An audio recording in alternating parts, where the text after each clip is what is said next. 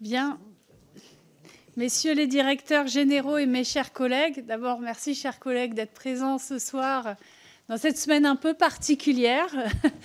Merci évidemment à vous, je vais y revenir, d'avoir accepté cette audition. Donc, la Commission des affaires économiques, donc vous le savez, entend régulièrement notamment des représentants d'entreprises et on a organisé d'ailleurs depuis le mois de septembre pour la filière automobile, l'audition de PDG de plusieurs groupes importants, comme vous le savez. Il y a eu Michelin, Stellantis, et je le dis aussi, la semaine prochaine, les dirigeants de Valeo ont accepté également une audition. Et vous le savez, en bureau de la Commission des affaires économiques, ça nous semblait important de poursuivre ce travail, notamment sur la filière automobile. On va le voir, qui est quand même face à des enjeux assez décisifs dans les semaines, les mois à venir. Donc nous poursuivons nos auditions et avons le plaisir de recevoir à ce titre, je les en remercie, les représentants de la plateforme automobile ainsi que ceux de Mobiliance. La plateforme automobile est représentée par monsieur Marc Mortureux, qui est directeur général, qui est accompagné de madame Louise Darcourt, responsable des affaires publiques et parlementaires. Et pour Mobiliance, nous accueillons avec plaisir monsieur Xavier Oran, qui en est le délégué général, accompagné de madame Dorothée Dérault, directrice des affaires publiques et de la communication. Et d'ailleurs, je précise que nous avions été extrêmement bien reçus le 17 octobre dernier lors du Mondial d'automobile, où nous représentions à plusieurs notre commission. Je vous en remercie encore. On a souhaité que cette audition soit consacrée à la situation actuelle de la filière automobile et ses perspectives de développement. On sait que la plateforme automobile représente les constructeurs, les équipementiers français, c'est-à-dire le cœur et l'amont de la filière. Et je crois qu'on parle ici de plus de 400 000 emplois, vous y reviendrez, c'est bien ça. Et Mobiliance, quant à elle, est une organisation patronale qui représente les entreprises de l'aval, notamment la distribution, les services de l'automobile en France. Et si mes chiffres sont bons, vous représentez près de 500 000 emplois, c'est ça ? Même plus, voilà, 600 000 en croissance continue, par ailleurs, dans les services, l'entretien et la réparation. Donc, si mon compte est bon, en fait, vous représentez à vous deux 1 million d'emplois en France. Eh bien, oui, ouais, quand même. Moi aussi, j'ai fait les comptes, je me dis, mais... En fait, on se rend compte à quel point cette filière automobile est absolument majeure dans notre économie. Et majeure aussi, et on le sait bien, tous les députés, en vérité, sont concernés par la filière automobile dans toutes les circonscriptions de France. Il y a aujourd'hui des sites, des entreprises plus ou moins importantes qui ont trait à la filière automobile et à ses différents composants. Et voilà, parfois on a tendance à oublier à quel point la filière automobile est absolument centrale aujourd'hui dans l'économie de notre pays et dans l'emploi. Il y a plusieurs enjeux, on le sait, vous y reviendrez. D'abord, poursuivre la transition écologique, dans le même temps, faire face à une concurrence internationale particulièrement vive. Des États chinois et états-uniens qui ont su à la fois protéger leur industrie automobile, réguler les marchés, planifier le développement avec des aides massives et ciblées. Alors là, c'est mon avis, bien davantage, je pense, que du côté de l'Union européenne et de la France, mais on y reviendra. Et avec des exportations chinoises qui vont être d'autant plus déstabilisatrices que les États-Unis et son président nouvellement élu ont bien l'intention de renforcer encore la protection commerciale. Donc avec des effets évidemment de surproduction chinoise qui peuvent concurrencer encore davantage les entreprises françaises. Donc évidemment, c'est préoccupant pour l'emploi, pour la souveraineté productive aussi. Il y a beaucoup d'usines, on peut le dire, qui ferment. De nombreux plans de licenciement qui sont annoncés ces dernières semaines chez les constructeurs, les aciéristes, les équipementiers. J'ai pour ma part rencontré des représentants salariés de sous-traitants de Stellantis, de Michelin, d'Arcelor qui pointent tous plusieurs problèmes. D'abord, le manque de protection commerciale. C'est pointé à la fois par les représentants patronaux et salariés. Manque de protection commerciale vis-à-vis des importations de voitures et de leurs composants. Parce qu'on l'oublie, ce n'est pas que les droits de douane sur les voitures, c'est aussi sur les composants. Donc, qu'est-ce que vous préconisez de faire face à la concurrence asiatique ? Le manque de planification et de stabilité des politiques, notamment en matière de transition écologique, voire leur remise en cause régulière. Que pensez-vous de ce point de vue des annonces qui ont été faites sur les bonus, les malus, le leasing social, etc. Je sais que c'est des points qu'on avait abordés lors du salon de l'automobile. Et puis, évidemment, il y a des questionnements, en tout cas du point de vue des représentants salariaux, à minima, sur l'arbitrage qui peut être fait entre, d'une part, les investissements productifs et le maintien de la production et de l'emploi, et d'autre part, le versement de dividendes. Voilà, merci encore, messieurs les directeurs généraux, d'être à nos côtés pour nous éclairer, répondre à nos interrogations. Comme je l'ai dit ici, beaucoup de députés sont très, très concernés, directement dans leur circonscription par l'avenir de cette filière, même, je dirais, dans les semaines à venir, hein, puisqu'on a des plans de licenciement annoncés, là, maintenant. Je vous cède la parole. Alors, je vous rappelle un tout petit peu les règles. J'aurais dû le faire avant notre audition. Je vous cède la parole pour 10-15 minutes. Évidemment, vous prenez votre temps. Ensuite, on aura les orateurs de groupe.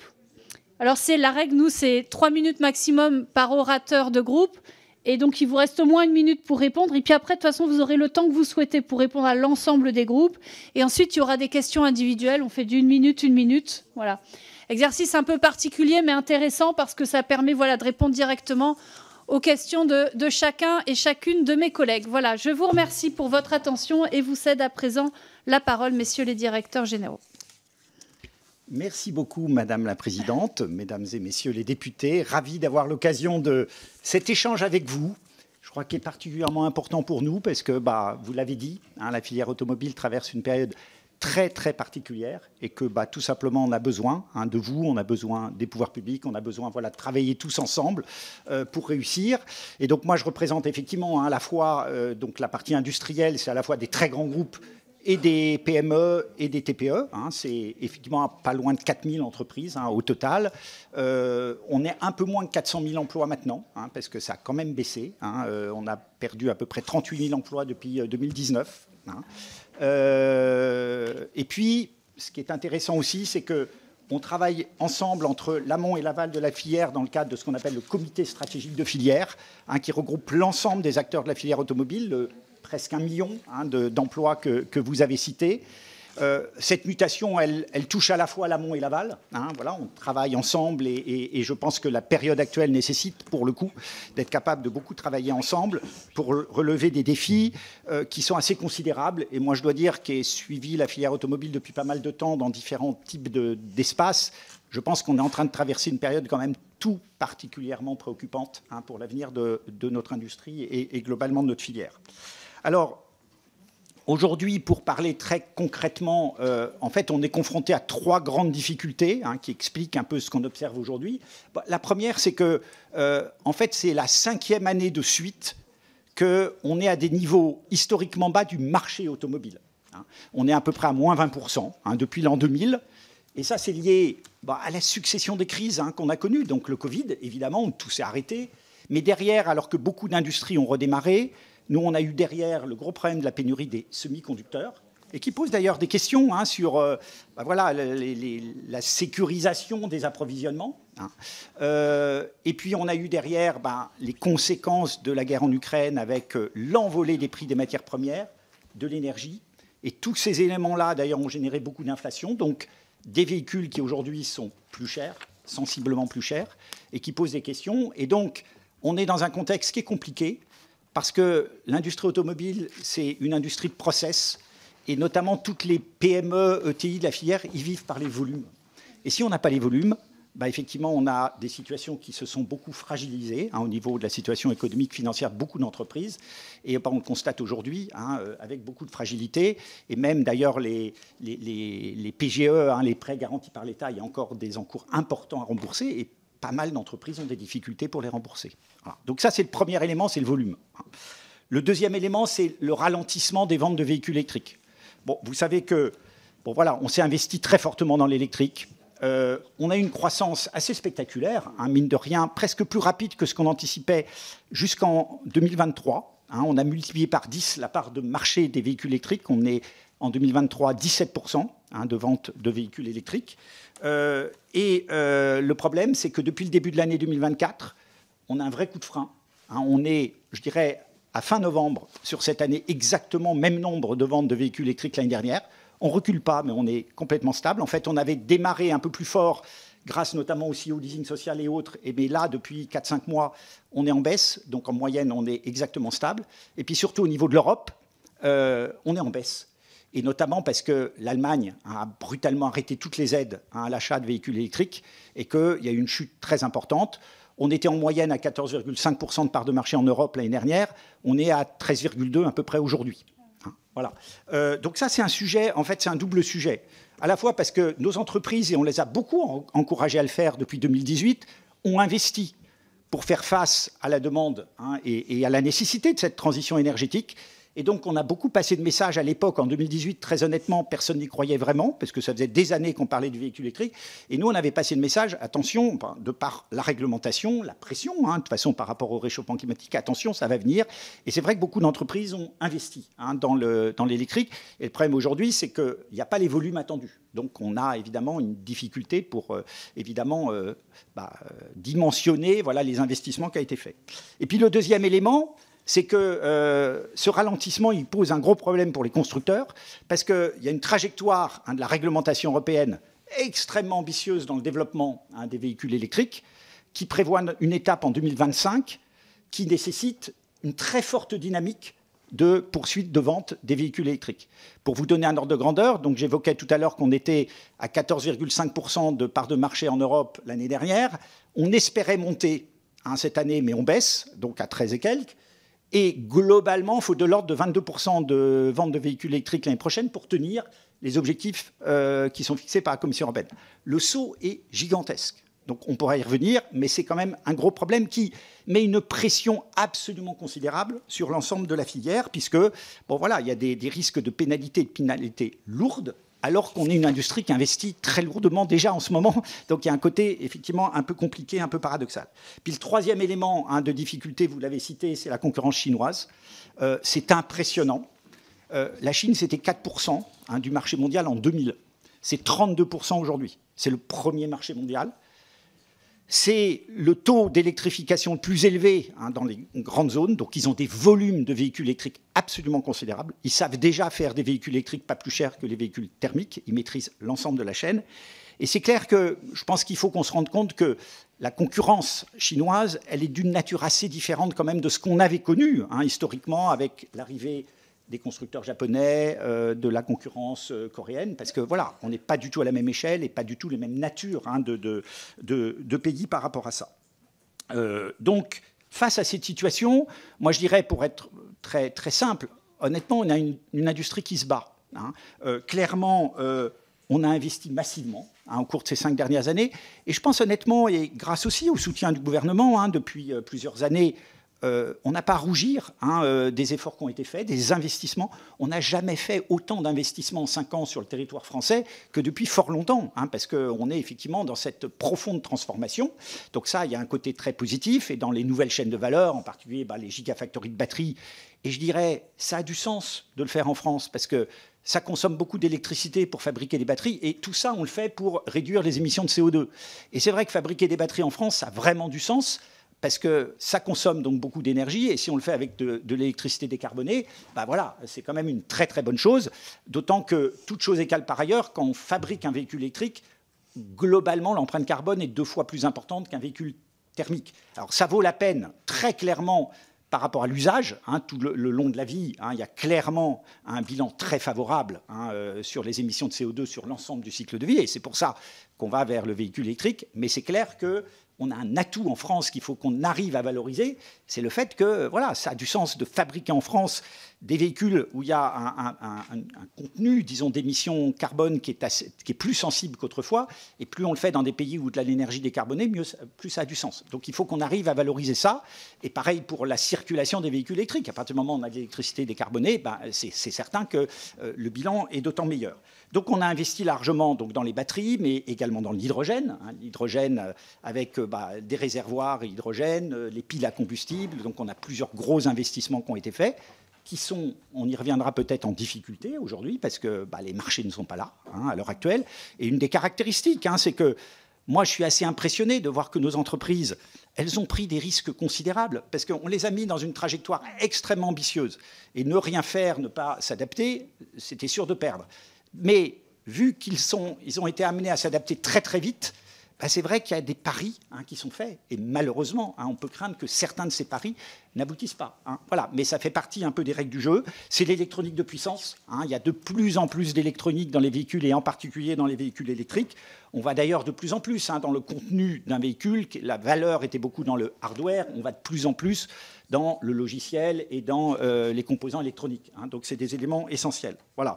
Alors aujourd'hui, honnêtement, l'offre de véhicules électriques, est assez complète. Il y a quand même une grande gamme aujourd'hui. Il se trouve qu'on est dans une période charnière parce que tous les investissements qui ont été faits ces dernières années aboutissent désormais à la fabrication et à la commercialisation de véhicules électriques fabriqués dans des usines en France. Bon, on a bien évidemment la R5 électrique, il va y avoir l'année prochaine la R4 électrique qui va arriver, donc des modèles de segment B, voilà, plus abordables que ce qu'on a connu avant. Il y avait toujours, bien sûr, la Scénic électrique, la Mégane électrique, et puis côté PSA, Stellantis, aujourd'hui, on a la 3008 électrique, la 5008 électrique. Enfin, on est aujourd'hui dans une période où beaucoup de choses vont jouer pour l'avenir de notre industrie, puisqu'on a ces modèles qui sortent, et globalement, un des gros enjeux, c'est de faire en sorte que ça soit des succès. C'est-à-dire, le problème n'est plus tellement de produire des véhicules, c'est de les vendre. Et c'est vraiment notre enjeu principal. Et je dirais globalement, l'intérêt de nos industriels aujourd'hui, tels que les choses ont été engagées, c'est de basculer en soi le plus vite possible vers l'électrique. Mais voilà, on a un peu le sentiment que le rythme imposé par l'Europe a oublié quand même un petit point qui n'est pas négligeable, qui est quand même le consommateur. Voilà. Et qu'on a quand même une grande difficulté, c'est que les constructeurs sont amenés à devoir répondre à un rythme extrêmement ambitieux. Honnêtement, ils ont répondu. L'offre est là et on est capable d'y répondre. Sauf que la difficulté, c'est qu'il faut que les consommateurs, que ce soit les particuliers ou les professionnels, adhèrent et que les conditions soient réunies pour le faire. Et une des grandes difficultés, c'est quand on regarde la carte de l'Europe, puisque c'est au niveau de l'Europe que ça se passe, il y a des disparités, mais absolument considérables d'un pays à l'autre. Et la France, d'ailleurs, est plutôt dans les bons élèves, ce n'est pas dans les meilleurs, toute l'Europe du Nord est allée encore beaucoup plus vite, mais on a toute une série de pays, et des grands pays, qui ont très très peu d'infrastructures de recharge, qui ont très peu aidé et accompagné le consommateur. Et donc on a un vrai problème, disons, par rapport à ça. Alors nous, je le rappelle, on s'était opposé en 2022, je dirais, à la décision du tout électrique comme solution unique. Voilà, parce que je ne suis pas sûr que dans l'histoire on ait eu beaucoup de succès quand c'est le pouvoir, je dirais, public, politique qui décide d'une technologie. Aucun problème, on n'a aucun état d'âme pour aller vers l'électrique pour une grande majorité d'usages. Honnêtement, bon rendement énergétique, le retour qu'on a des consommateurs qui ont des usages qui collent bien avec les véhicules électriques, c'est très bon, il n'y a pas de difficulté et on est convaincu, et l'ensemble de la filière est convaincu que c'est le sens de l'histoire. Mais solution unique, d'en faire vraiment, voilà, on avait pas mal de questions et à l'époque on avait quand même alerté sur les risques qu'on prenait. Et honnêtement, ce qu'on est en train d'observer aujourd'hui, on est quand même un peu là-dedans. Alors, je finirai en disant notre industrie automobile, honnêtement, elle s'enfonce aujourd'hui dans la crise. Et on voit d'ailleurs, on est le 7e mois de suite de baisse du marché qui, encore une fois, de toute façon, est très très loin du niveau d'avant. Mais c'est clair que nous, on veut se battre. Encore une fois, on a des atouts et on a besoin de votre soutien, du soutien des pouvoirs publics pour pouvoir effectivement accompagner. Et c'est d'ailleurs le sens de notre contrat stratégique de filière. On est dans des engagements réciproques entre les acteurs de la filière, les régions qui sont parties prenantes, l'État et les organisations syndicales avec lesquelles on a beaucoup travaillé. Je dois signaler qu'on a des très très bons échanges avec les organisations syndicales qui sont évidemment une partie prenante essentielle également là-dedans. Alors nous, ce qu'on demande un peu aujourd'hui, c'est, je dirais concrètement par rapport à la situation que je vous ai décrite, c'est je dirais de ne pas trop rajouter de la crise à la crise. Soyons clairs, déjà le contexte général, il est évidemment pas très favorable. Mais ça, voilà, contexte économique, contexte politique, etc. Tout ce qui est incertitude, c'est jamais très bon. Ni pour le consommateur, c'est quand même un achat qui est lourd, l'achat d'un véhicule neuf. Et puis il y a beaucoup de questionnements des consommateurs sur quoi acheter, de toute façon par rapport à ça. Mais après, voilà, vous faisiez référence au PLF qui n'a pas été adopté. C'est vrai qu'on avait des interrogations, puisque globalement, ce qu'on nous proposait, c'était d'alourdir les malus donc, sur la vente de véhicules thermiques, avec comme conséquence, et en plus, une trajectoire qui couvrait jusqu'à 80% de tous les véhicules thermiques vendus, avec comme conséquence, on tire encore vers le bas le marché global à partir du moment où on renchérit le coût des véhicules thermiques. Et de l'autre côté, une très très forte baisse des soutiens aux véhicules électriques, puisque l'enveloppe qui était d'1,5 milliard, descend à 690 millions. Et donc, dans un contexte où, on a tous les véhicules électriques fabriqués en France, et encore une fois, il faut en faire des succès, il faut les vendre. Et toutes les enquêtes qu'on fait, c'est que quand on baisse les aides, malheureusement, tant que les véhicules électriques coûtent plus cher que les véhicules thermiques, ça baisse sensiblement les ventes de véhicules électriques. Et ça, pour nous, c'est un enjeu majeur à la fois pour faire tourner nos usines, et je ne pense pas qu'aux usines d'assemblage, mais toute la filière, c'est très très important pour nous. Et puis, bien évidemment, le fait que les constructeurs vont être pénalisés s'ils n'arrivent pas à vendre suffisamment de véhicules électriques, avec des risques qui sont quand même très problématiques s'ils n'atteignent pas les objectifs. Soit ils payent les pénalités, c'est quand même paradoxal dans ce moment où ils ont besoin de réinvestir massivement. Soit ils pilotent leurs ventes, s'ils ne vendent pas assez d'électrique, du coup ils restreignent les ventes de thermique pour tenir le mixte, puisque c'est une question finalement de moyenne, mais ça ne fait qu'aggraver la situation globalement du marché. Soit ils s'assemblent, ils se poolent, ça on appelle des poolings, avec des nouveaux entrants qui arrivent sur le marché et qui vendent que du véhicule électrique, donc ils peuvent céder, qui sont soit Tesla, soit les Chinois, avec ce côté quand même un peu paradoxal, finalement, d'aller soutenir des concurrents, nouveaux entrants sur le marché européen. Voilà, ça interpelle quand même par rapport à ça. Et du coup, nous, pour sortir par le haut, on estime que les pouvoirs publics dans les différents pays européens doivent être cohérents et créer un peu les conditions pour que cette trajectoire, on arrive effectivement à la suivre. Mais pour ça, il faut à la fois consommateurs et particuliers et flotte d'entreprises. Et par rapport, Xavier Oran, il reviendra certainement sur le leasing social et autres, nous, pour véritablement démocratiser le marché du véhicule électrique, pour nous, ce qui a toujours été le cas dans le marché automobile, c'est le marché de l'occasion. Pour les particuliers, sachez que 7 véhicules sur 8 qui sont achetés, c'est de l'occasion. Voilà. Donc c'est sûr que c'est fondamental de créer un marché de l'occasion. Et le marché de l'occasion, c'est les particuliers. Malheureusement, c'est plutôt les gens plutôt aisés qui achètent des véhicules neufs, d'ailleurs plutôt âgés aussi. Et puis de l'autre côté, c'est les flottes d'entreprises. Et là, on a vraiment un travail à faire pour avoir un cadre cohérent, beaucoup plus stimulant pour que les entreprises aient intérêt à basculer vers l'électrique, parce qu'aujourd'hui, paradoxalement, ils contribuent nettement moins à l'électrification que les particuliers. C'est quelle part du marché les flottes d'entreprises par rapport aux flottes les particuliers, c'est à peu près 45 à 50%. Les hors particuliers, c'est la moitié. Avec là-dedans, il y a plein d'autres. Il y a les loueurs de courte durée, de longue durée, les flottes d'entreprises au sens véhicules de fonction, etc. Il y a tout un ensemble, mais c'est à peu près moitié-moitié. Voilà, à peu près. Voilà. Et du coup, après, le deuxième chose, et je finirai là-dessus, effectivement, vous l'avez dit, on constate aujourd'hui pas mal d'annonces de baisse d'effectifs, de fermeture de sites. Concrètement, il se passe quoi ? C'est qu'il y a effectivement, par ce marché qui est maintenant durablement plus bas, et même s'il remontait un peu, la petite croissance qu'il peut y avoir sera prise par la pénétration progressivement plus importante des véhicules importés, notamment de Chine. Aujourd'hui, on est à 6%, on estime à peu près à 12% la pénétration en 2030. Donc voilà, même s'il y a une petite croissance, il n'y en aura pas pour les acteurs européens traditionnels. Et du coup, il y a des surcapacités, et du coup, il y a des annonces. C'est difficile, et donc un des gros enjeux sur lequel on veut travailler avec vous, dans les territoires et autres, c'est comment on accompagne les entreprises, comment on accompagne les salariés. Donc il y a eu un certain nombre de dispositifs, de fonds automobiles, etc. Il faut qu'on anticipe le plus possible, mais c'est toujours très compliqué à faire. Il faut qu'on arrive à les accompagner, les former, soit dans l'automobile, dans les nouveaux secteurs qui peuvent se développer, soit dans d'autres domaines. Mais on a besoin vraiment d'une approche territoriale. Je pense vraiment au plus près du terrain. Et puis, moi, je finirais par le fait qu'on a aussi, me semble-t-il, besoin de mesures fortes au niveau européen. Et vous l'avez dit aussi, Madame la Présidente, c'est clair que pour défendre l'avenir de l'industrie automobile en Europe, il faut que d'une façon ou d'une autre, on arrive à promouvoir, le Made in Europe, et pas seulement l'assemblage des véhicules en Europe, mais aussi le contenu en termes de composants. Il faut qu'on arrive à trouver des dispositifs à un haut niveau de contenu local, en s'appuyant notamment sur les objectifs d'empreinte carbone, sur des objectifs en matière d'économie circulaire, parce que c'est vraiment toute une économie qu'il faut qu'on réussisse à développer, et puis les enjeux de souveraineté, qui sont extrêmement importants, parce qu'aujourd'hui, il faut être clair, on investit dans ces nouvelles chaînes de valeur, mais on reste très dépendant pour les approvisionnements, notamment en matériaux critiques.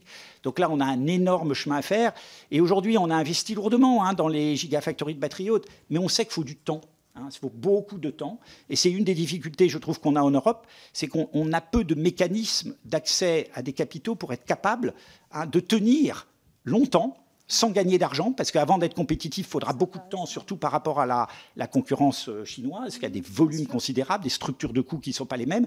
Donc il faut qu'on réussisse à trouver les modalités pour le faire. Et je crois que, d'une façon générale, tous ces objectifs, il ne s'agit pas de refuser la concurrence mondiale. L'industrie automobile a toujours été dans la concurrence mondiale. Mais par contre, je dirais, il ne faut pas être un peu le naïf, que l'Europe soit un peu le naïf du village mondialisé, hein, par rapport à des règles qui sont aujourd'hui pas complètement équitables. Et donc là, on a besoin de trouver des modalités. Je pense que c'est vraiment un des enjeux pour moi, c'est qu'on s'entende aussi à l'échelle européenne, parce que c'est compliqué, mais c'est évidemment fondamental. Vous l'avez dit, le marché nord-américain est à peu près fermé. L'Europe est évidemment une cible assez privilégiée si on n'y prend pas garde. Merci. Merci beaucoup. Et juste en matière de protection, je rappelle, mais je crois que c'est avec vous qu'on a discuté ces chiffres, que je crois que les États-Unis se protègent à plus de 100% de droits de douane, y compris sur les composants, quand nous, on est à 35% maximum sur la voiture finie, et bien moins encore sur les composants, quoi.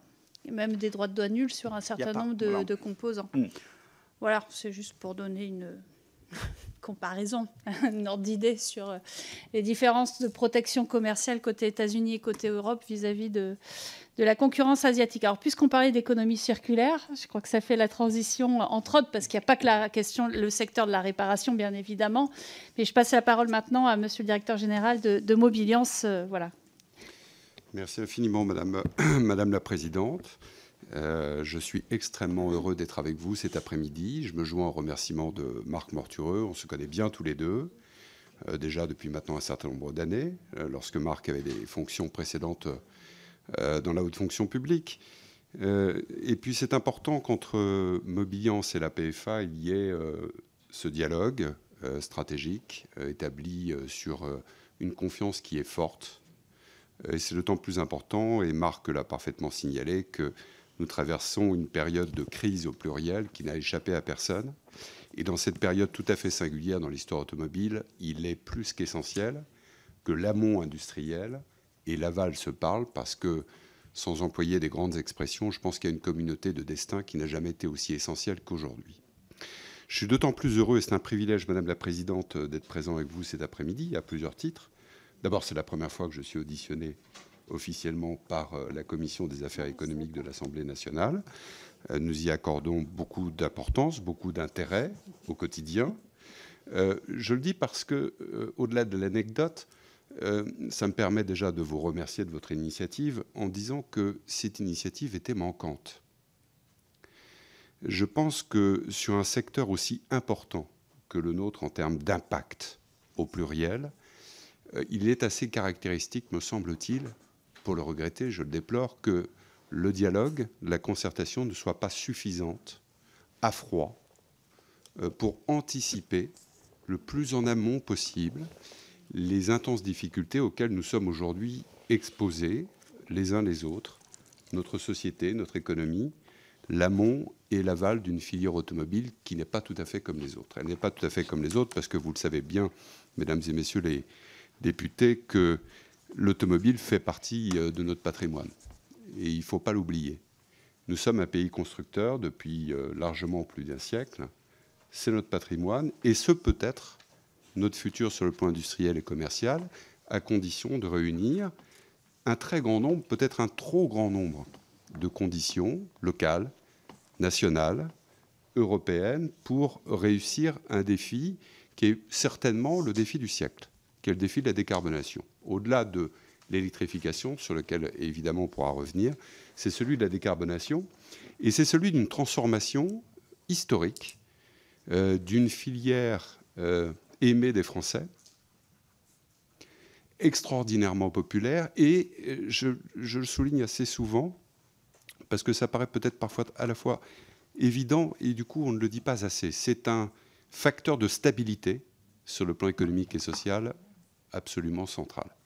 Et donc, ne pas prendre en ligne de compte cet aspect qui tombe sous le sens, qui paraît absolument évident, pardon d'enfoncer une porte ouverte, eh bien on prend un très grand risque de déstabilisation du corps social et de notre tissu entrepreneurial, parce que tout simplement l'automobile, et singulièrement en France, ainsi que dans d'autres pays bien sûr, sa grande promesse, c'est bien sûr la liberté de mouvement, mais c'est aussi une promesse pour relier les générations, les territoires, et permettre l'accès aux jeunes et aux seniors à la culture, à la santé, au travail ou à la formation professionnelle.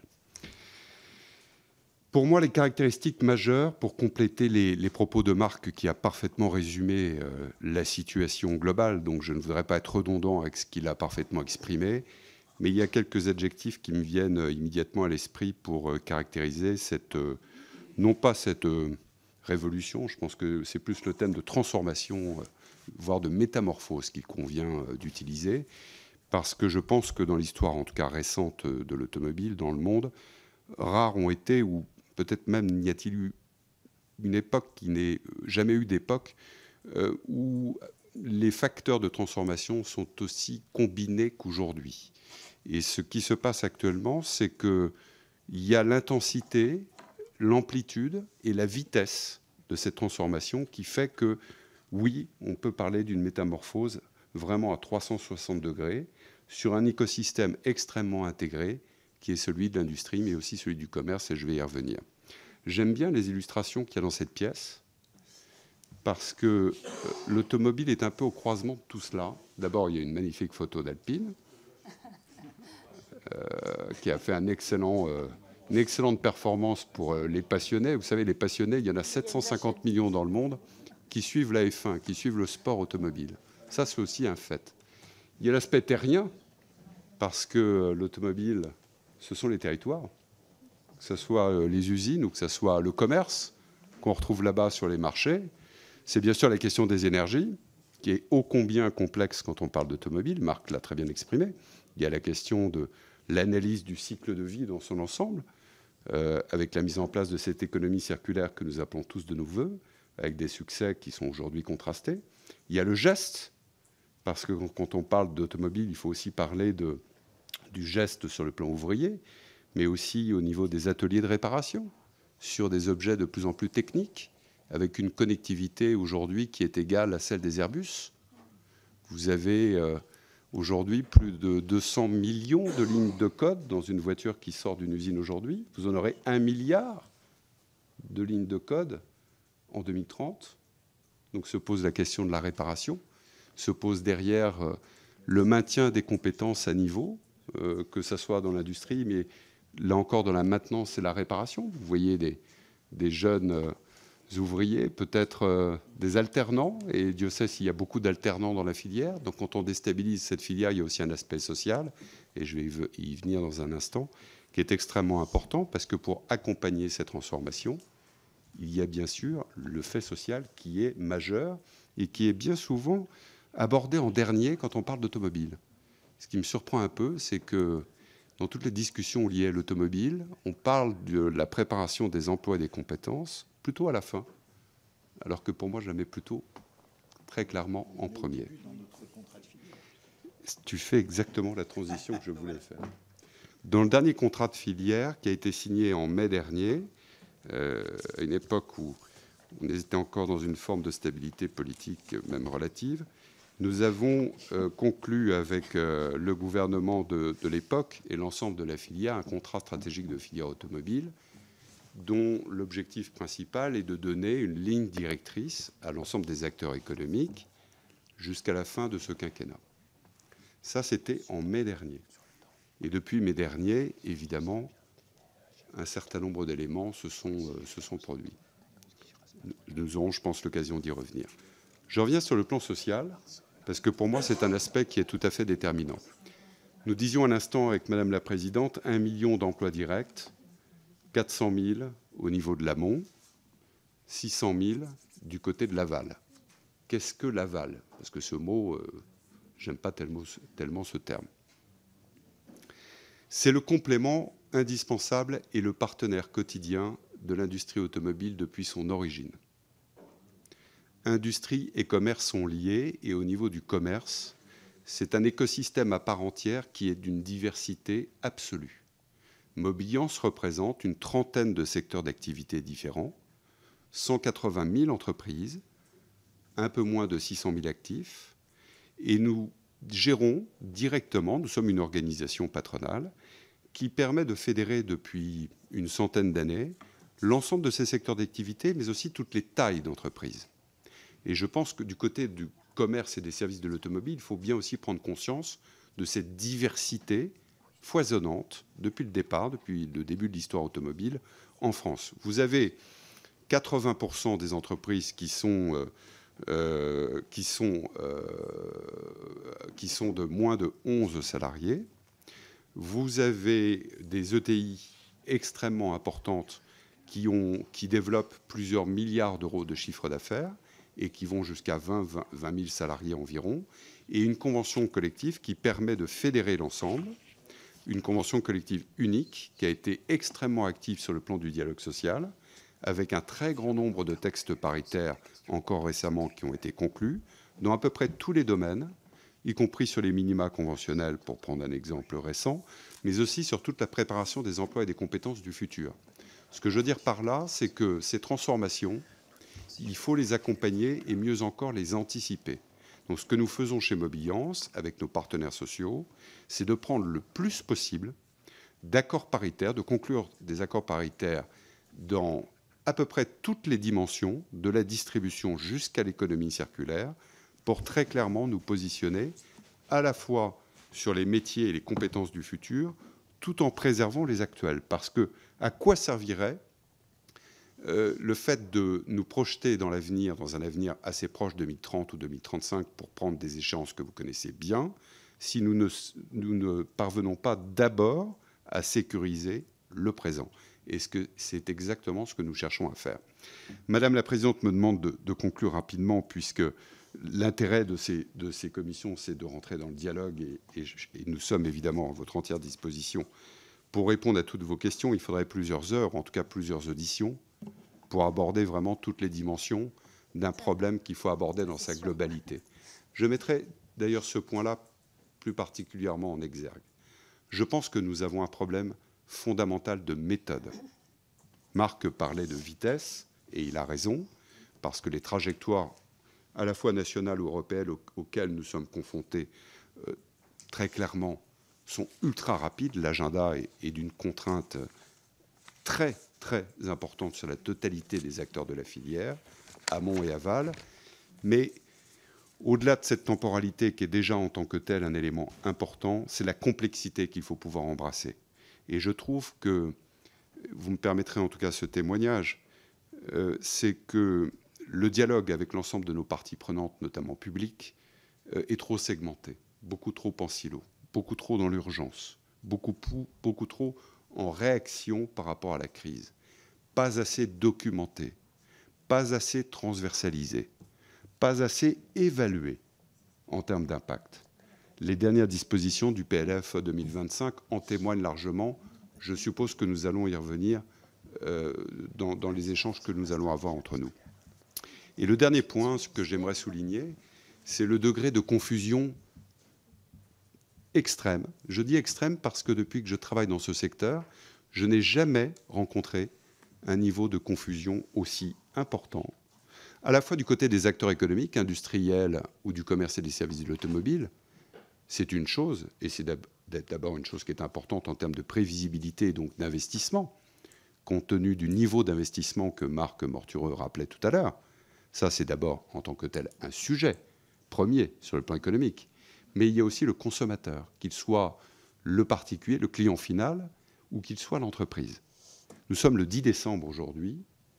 Nous n'avons aucune possibilité sérieuse de projection sur l'année prochaine, alors que l'année prochaine, 2025, à partir du 1er janvier, nous avons un certain nombre de réglementations qui rentrent en vigueur, qui dépendent à la fois, pour certaines d'entre elles, du niveau législatif du fait du PLF, mais il y a aussi des dispositions prises au niveau de grandes métropoles. Je pense à Paris ou à Lyon pour la mise en place des ZFE dans 3 semaines, moins de 3 semaines. Et puis sur le plan européen, il y a évidemment cette réglementation qu'on appelle CAFE, dans le jargon du secteur, qui impose un rythme que Marc Mortureux rappelait tout à l'heure, par rapport auquel nous sommes aujourd'hui très loin. Donc notre crainte, c'est évidemment que ce niveau de choc, cette exigence, se répercute à tous les échelons de la filière en provoquant une crise systémique tout à fait majeure.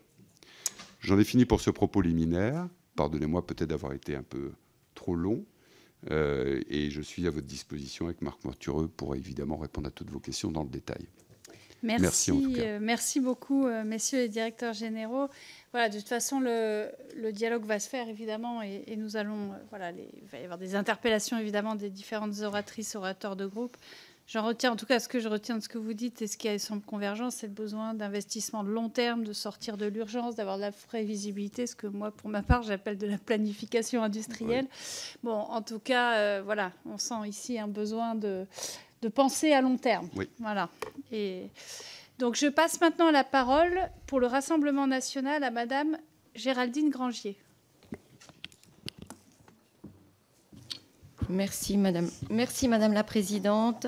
Chers collègues, messieurs, directeur général, délégué général, merci pour votre présence. L'industrie automobile française, donc, comme vous l'avez dit, traverse une période cruciale, marquée par une transition énergétique et technologique sans précédent, mais également par des incertitudes majeures pour nos territoires. La crise automobile et industrielle s'intensifie. Stellantis, Michelin ont déjà annoncé des suppressions de postes et de fermetures d'usines. Les équipementiers tels que Forvia, Veolia, Valor et d'autres suivent le mouvement. Avec une politique européenne qui ne protège pas suffisamment notre filière automobile face à la concurrence internationale, le marché de la voiture électrique européen est gravement menacé. En moyenne, une voiture électrique chinoise est vendue 30% moins cher qu'une voiture européenne, tout en étant plus avancée technologiquement. La crise des équipementiers ainsi que celle des ventes de voitures neuves sont très souvent mises en lien avec la transition électrique à la marche forcée du secteur. Les principaux constructeurs européens comme Stellantis et Volkswagen sont poussés à faire la course vers la baisse du prix de production en allant voir des équipementiers étrangers moins chers, impactant ainsi les commandes des entreprises françaises. Les voitures électriques neuves se vendent difficilement avec la baisse du pouvoir d'achat et la feuille de route budgétaire prévoyait et prévoit une multiplication par 7 du malus au poids pour les véhicules thermiques entre 2023 et 2027. À terme, comme vous l'avez dit, c'est 80% du parc automobile qui sera concerné. Créée pour fédérer industriels, sous-traitants et acteurs de la mobilité, la PFA et Mobilian sont les représentants des entreprises du secteur automobile qui maillent l'ensemble du territoire. Ensemble, ils définissent la stratégie de la filière en matière d'innovation, de compétitivité, d'emploi et de compétences. Cependant, vos orientations suscitent parfois des questions. Vous semblez prioriser les intérêts des grands groupes industriels au détriment des petites entreprises pourtant majoritaires dans nos territoires. La PFA promeut des partenariats européens et mondiaux qui sont nécessaires dans un contexte globalisé, mais qui pourraient également accentuer la dépendance de la filière française à des fournisseurs étrangers, et vous en avez parlé, notamment asiatiques, par rapport aux batteries et aux semi-conducteurs. Cette stratégie est-elle compatible avec l'objectif de relocalisation et de souveraineté industrielle nationale ?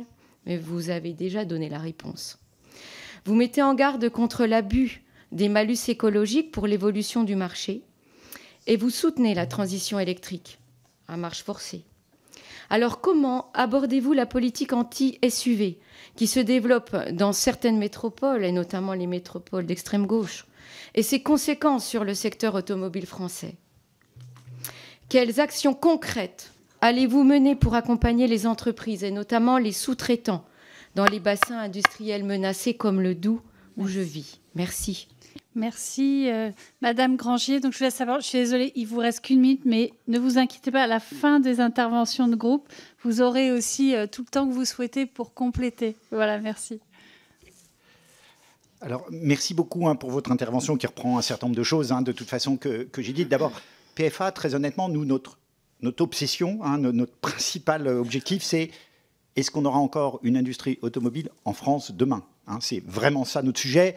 Et honnêtement, les grandes entreprises, vous dites, elles n'ont pas tellement besoin de nous. Nous, on a besoin d'eux, puisque c'est quand même les clients, les donneurs d'ordre, etc. Mais je peux vous assurer que notre préoccupation numéro 1, c'est effectivement toutes ces entreprises qui sont dans les territoires, qui n'ont pas forcément cette capacité d'arbitrage, d'ailleurs, entre les différentes régions du monde. Donc ça, c'est très clair par rapport à ça. Après, sur le sujet des SUV, puisque effectivement, ce qui est compliqué, c'est que, bon, on investit comme des fous pour aller vers l'électrique. Il faut répondre à une demande. Et encore une fois, voilà, ça a été décidé, on y va. Et encore une fois, sans état d'âme, parce que de toute façon, le défi climatique, il est là, et il faut y répondre. Ce qui est compliqué pour nous, c'est qu'effectivement, on a l'impression d'être un peu attaqué sur tous les flancs un peu en même temps. Et puis, alors, le SUV est devenu un peu le mot-clé valise comme un peu le diable. Et c'est vrai que ça nous préoccupe d'abord parce que, les SUV, il n'y a pas de définition, parce que c'est sport. C'est déjà fini. Ouais, c'est déjà fini. C'est hyper difficile, je comprends. Et alors en plus, bon, je vous laisse quand même une minute pour que vous puissiez répondre aussi, une minute chacun. Bon Mais sachez, je vous relancerai. En fait, je note tous les points sur lesquels il n'y a pas eu de réponse ou en tout cas, voilà. Je me suis emballé. Voilà. Mais c'est compliqué cet exercice, je sais. C'est simplement qu'on essaye d'avoir le même temps par groupe et que je ne peux pas vous en laisser 5 minutes maintenant et 2 minutes pour le prochain, quoi. Monsieur le directeur général. Je vous en prie, merci Madame la députée pour votre question. Alors, moins d'une minute. Je l'ai dit tout à l'heure, l'automobile concentre toutes les problématiques contemporaines, que ce soit l'économie circulaire ou la souveraineté ou la relocalisation des activités en France. Sont des dossiers d'une complexité folle. C'est la raison pour laquelle j'ai dit tout à l'heure, et je le redis, nous avons besoin d'une méthode beaucoup plus robuste de coopération au niveau français, d'abord, entre les différentes autorités de tutelle ministérielle, parce que l'automobile est un objet, dans tous les sens du terme, qui se disperse entre plusieurs ministères et qui nuit très clairement à une lisibilité et à une stratégie d'ensemble qui soit claire, robuste, convaincante, accessible et compréhensible au plus grand nombre, jusqu'aux Français. Et c'est ça qui est déterminant, y compris sur l'évolution des différents dispositifs d'aide qui mobilisent beaucoup d'argent public. Donc les études d'impact, je les pointe parce que bien souvent, elles n'ont jamais eu lieu. Parce qu'un certain nombre d'effets de bord que vous signalez étaient en réalité parfaitement documentés et documentés depuis plusieurs années. Donc nous arrivons aujourd'hui en 2025 sur une période charnière et tout se passe, quand on lit les journaux, comme si nous prenions la mesure aujourd'hui des difficultés qui avaient été pointées par la filière à l'époque. Pour ce qui concerne Mobiance, 2 mots pour terminer. L'artisanat automobile est un sujet central chez nous et nous le gérons au niveau de la convention collective en faisant des investissements massifs sur nos fonds propres, c'est-à-dire financés intégralement par nos ressources conventionnelles, donc hors subvention de l'État. C'est un effort très important au niveau de la branche, croyez-moi. Et quant à la neutralité technologique, c'est une position constante que nous avons défendue chez Mobiance. Merci beaucoup. Pour le groupe EPR, Monsieur Jean-Marie Fievé. Merci Madame la Présidente. Mesdames et Messieurs, au nom du groupe Ensemble pour la République, je tiens à vous remercier pour ces propos de présentation qui permettent de visualiser et d'appréhender davantage les enjeux actuels et futurs de notre filière automobile. Comme vous l'avez évoqué depuis 2019, la loi d'orientation des mobilités, la loi LOM, qui est, je félicite ici le rapporteur, pose les bases d'une transformation profonde de nos modèles de transport en visant à les rendre plus propres, plus accessibles et plus durables.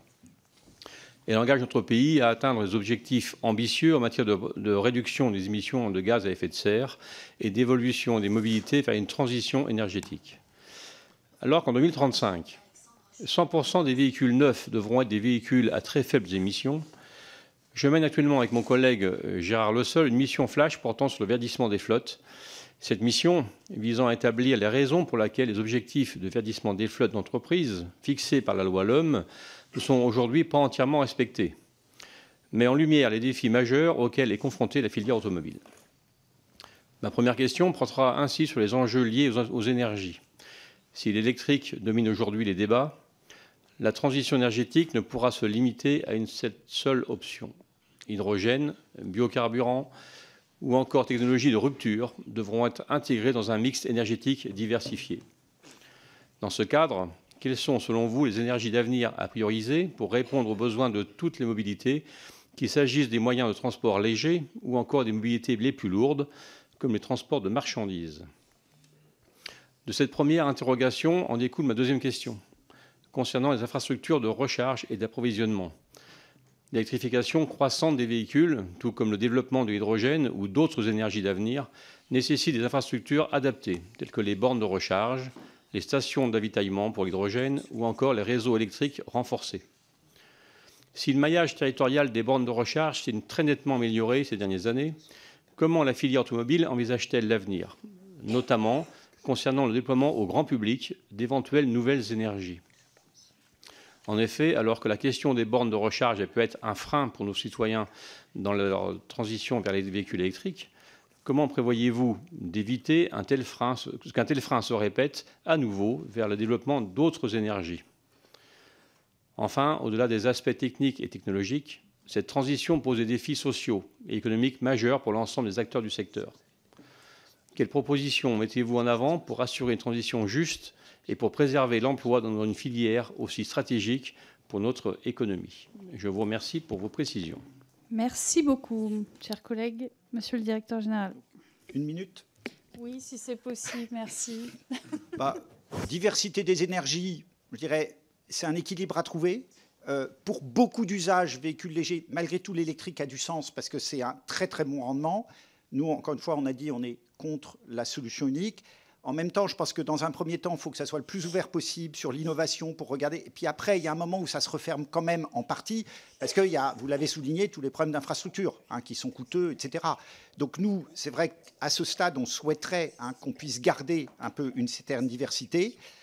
Sur les infrastructures, on a mis le paquet, on a beaucoup embêté les pouvoirs publics pour accélérer le développement des infrastructures de recharge. En Chine, par exemple, ça s'est beaucoup développé. Ils ont anticipé. Ils ont d'abord fait un réseau extrêmement développé.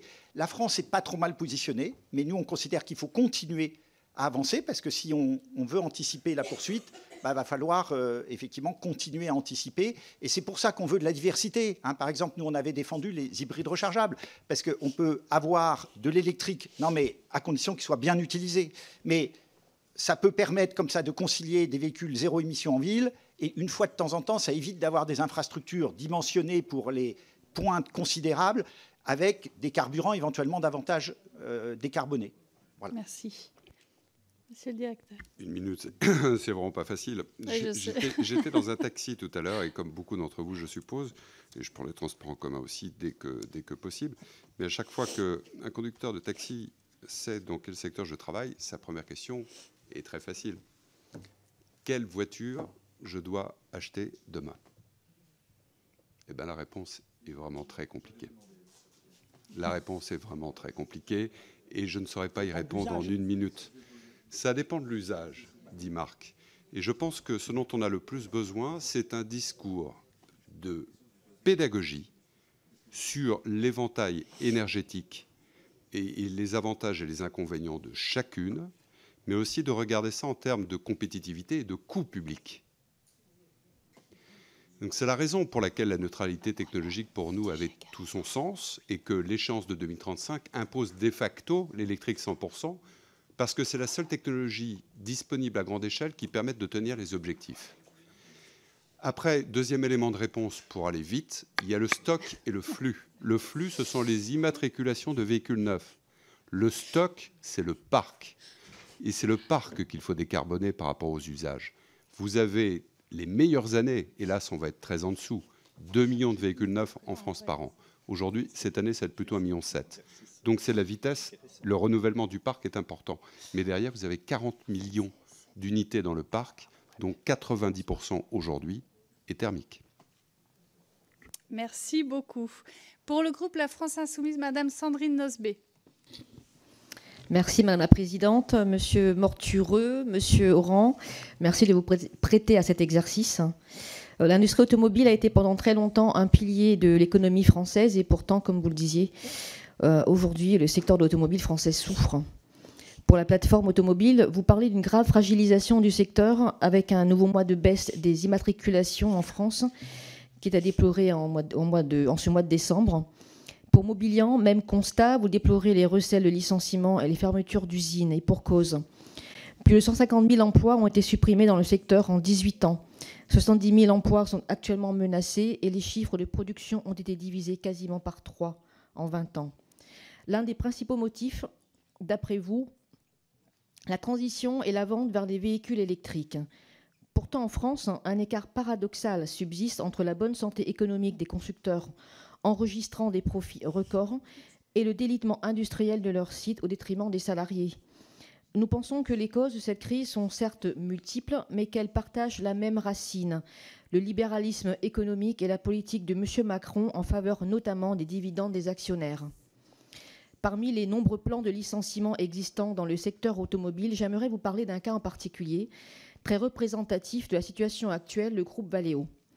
Ce groupe international aux racines françaises, qui emploie près de 14 000 personnes sur 23 sites, a changé de stratégie pour passer au tout électrique. La conséquence, une délocalisation de la production, et le résultat, la fermeture de 3 sites et 1220 emplois supprimés. L'un de ces sites se situe en Isère, à Saint-Quentin-Fallavier. 238 emplois sur 350 vont être supprimés, une agonie qui finira par une fermeture complète. Et pourtant, le groupe Valeo, c'est 75 millions d'aides publiques reçues par an et c'est une multinationale enregistrant un bénéfice net de 223 millions d'euros en un an. Ce n'est donc pas qu'une affaire de tout électrique, c'est avant tout une affaire de toujours plus de profits. Au global, de 2020 à 2022, c'est 5,8 milliards d'euros qui ont été injectés par les pouvoirs publics pour soutenir la filière automobile. Face à des multinationales aux bénéfices faramineux, sans que pour autant la destruction d'emplois ne cesse, sans que pour autant il n'y ait une quelconque responsabilité des donneurs d'ordre vis-à-vis des sous-traitants, sans que pour autant les délocalisations soient évitées. Aussi, ma question est la suivante. Que proposez-vous concrètement pour contrer les fermetures de sites et ces trop nombreux licenciements? Que pensez-vous du conditionnement des aides publiques au niveau national et de l'augmentation des droits de douane au niveau de l'Union européenne sur les véhicules importés? Je vous remercie. Merci beaucoup. Monsieur le directeur. Alors, les aides, moi, en 2 mots, il y en a partout dans le monde. Je peux vous assurer. Moi, j'ai aujourd'hui le témoignage d'un fournisseur qui a reçu une offre pour aller s'installer en Hongrie, à côté du chinois BYD, qui s'installe en Hongrie, avec des aides qui peuvent aller jusqu'à 60% de l'investissement global. On est face, pour l'industrie automobile, à une concurrence de partout. Et on a l'impression qu'en France, on aide beaucoup les entreprises. Et c'est vrai, vous avez raison, il y a eu pas mal d'aides et des aides pour diversifier, pour aider les entreprises à s'adapter. Et ils investissent. Et Valeo continue à investir, malgré tout, en France, par rapport à ça. Mais ce qu'il faut comprendre, c'est qu'on est quand même dans un contexte de concurrence internationale très forte et que tous les pays, aujourd'hui, cherchent à attirer les investissements et qu'aujourd'hui, s'il n'y a pas un certain nombre d'aides, on a énormément de mal. Et les profits, vous les évoquez, oui, mais d'abord, il en faut pour pouvoir investir. Il y a eu, c'est des groupes mondiaux, et malheureusement, l'essentiel des profits ne se font pas sur les activités en France, bien souvent. Et puis, il y a eu cette période courte de pricing power pour les constructeurs, effectivement, qui ont permis de faire des bénéfices importants, qui réinvestissent. Mais globalement, vous avez raison derrière sur le fait que si on veut faire face et éviter que se poursuivent ces baisses d'effectifs, il faut qu'au niveau de l'Europe, on arrive d'abord à avoir un peu plus de solidarité au niveau de l'ensemble de l'Europe pour éviter aussi des concurrences entre les pays. Et puis, il faut effectivement qu'on crée des cadres concurrentiels qui soient équitables pour qu'on soit capable effectivement de préserver notre industrie, nos emplois et notre savoir-faire. Merci beaucoup, monsieur le directeur.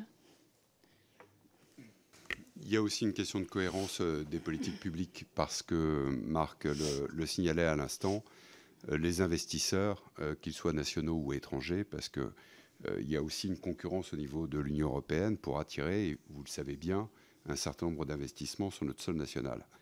Et l'instabilité réglementaire et fiscale qui marque malheureusement notre pays ces dernières années, évidemment, ne facilite pas ces projets d'investissement parce que cette projection des acteurs économiques est extrêmement difficile. Vous citiez Valeo, un peu plus de 20 000 emplois en France. Un groupe de distribution, aujourd'hui, fait également 20 000 emplois en France. Et ça, on l'oublie. Parce que quand on parle automobile, on pense, et c'est normal, d'abord industrie, marque, constructeur, sous-traitance. C'est très important. Un emploi dans l'industrie, c'est 3 ou 4 emplois dans les services. Donc, au rang des priorités, pour moi, la réindustrialisation du pays, ce n'est pas un vain mot, c'est un objectif stratégique absolument essentiel, déterminant. Mais derrière, il ne faut pas oublier les risques de déstabilisation importants à très court terme au niveau de la distribution, du commerce et des services de l'automobile. Aujourd'hui, c'est mon secteur, je le dis sans aucune arrogance, c'est absolument pas l'objet d'ailleurs, mais c'est le premier employeur, le premier formateur en France quand on parle d'automobile. Attention à ne pas déstabiliser ce qui maille nos territoires en termes d'emploi ou de formation des jeunes. Parce que le paradoxe, c'est qu'en ce qui concerne mon secteur, nous recrutons. Et donc, il faut aussi faire très attention au récit automobile, à l'image de crise, certes très importante, réelle, tangible, qu'il y a sur l'ensemble de la filière, mais en même temps, c'est un secteur qui a besoin de nouvelles compétences. Et donc, il faut faire très attention à équilibrer cela. Et de l'autre côté, on parle de 20 000 emplois que nous recherchons à court terme. Merci beaucoup. Pour le groupe socialiste, Monsieur Dominique Potier. Merci Madame la Présidente, merci Messieurs les directeurs. Marie-Noëlle Battistel demandera un conseil pour son achat propre, elle posera une question tout à l'heure. Moi je vais être sur une question plus secondaire à l'instant. Et vous avez tout dit de la dimension sociale de cette crise que nous traversons, de cette mutation. Ce sont des dimensions symboliques, très importantes, culturelles, et puis l'enjeu de souveraineté industrielle qui est au-delà de l'automobile. Alors j'ai une question, il y a une question... un petit peu au-dessus de toutes les autres, c'est la trajectoire entre la mutation de l'industrie, son rythme, et puis la course contre le dérèglement climatique. Je vais m'abstenir de poser la question là-dessus, c'est trop vaste, c'est un petit peu hors de notre portée. Par contre, j'ai 3 questions précises. La première, elle porte sur la Chine. La Chine est leader aujourd'hui sur l'électrique. Il y a une forte demande sur l'électrique, et vous dites qu'il faut ralentir la transition du thermique à l'électrique. Est-ce qu'on ne risque pas de perdre des marchés au bénéfice de la Chine ? Je ne vois pas comment on règle ce dilemme. Qu'est-ce que vous avez à nous dire sur ce sujet ? Et comment est-ce qu'on peut réguler mieux qu'on ne le fait aujourd'hui, cette importation massive de produits chinois. 2, vous avez évoqué les flottes et leur part très importante. Je crois qu'on est nombreux à avoir découvert l'impact des flottes. Parmi elles, il y a la flotte publique, il y a les flottes publiques. Est-ce que sur cette question-là, la commande publique est parfaitement au rendez-vous ? Nous avons au moins 5 dispositions législatives prises dans les lois Climat & Co, dont j'ai noté l'ancien ministre Ferracci, et on a un rendez-vous prochainement, il me l'accorde néanmoins, pour lui dire qu'au moins 5 points législatifs qui n'ont pas été suivis d'effet en matière de décret et qui visent à protéger notre industrie, notamment des conditions de production qui ne respectent ni l'environnement ni les droits humains et que nous n'avons pas mis en œuvre. Donc est-ce qu'il n'y a pas une industrie acte à faire, public acte à faire dans notre pays à ce sujet ? Enfin, dernière question sur la transition des métiers. Des métiers vont disparaître, d'autres vont apparaître. À la fois, on va devoir licencier, c'est tragique, et nous allons devoir embaucher.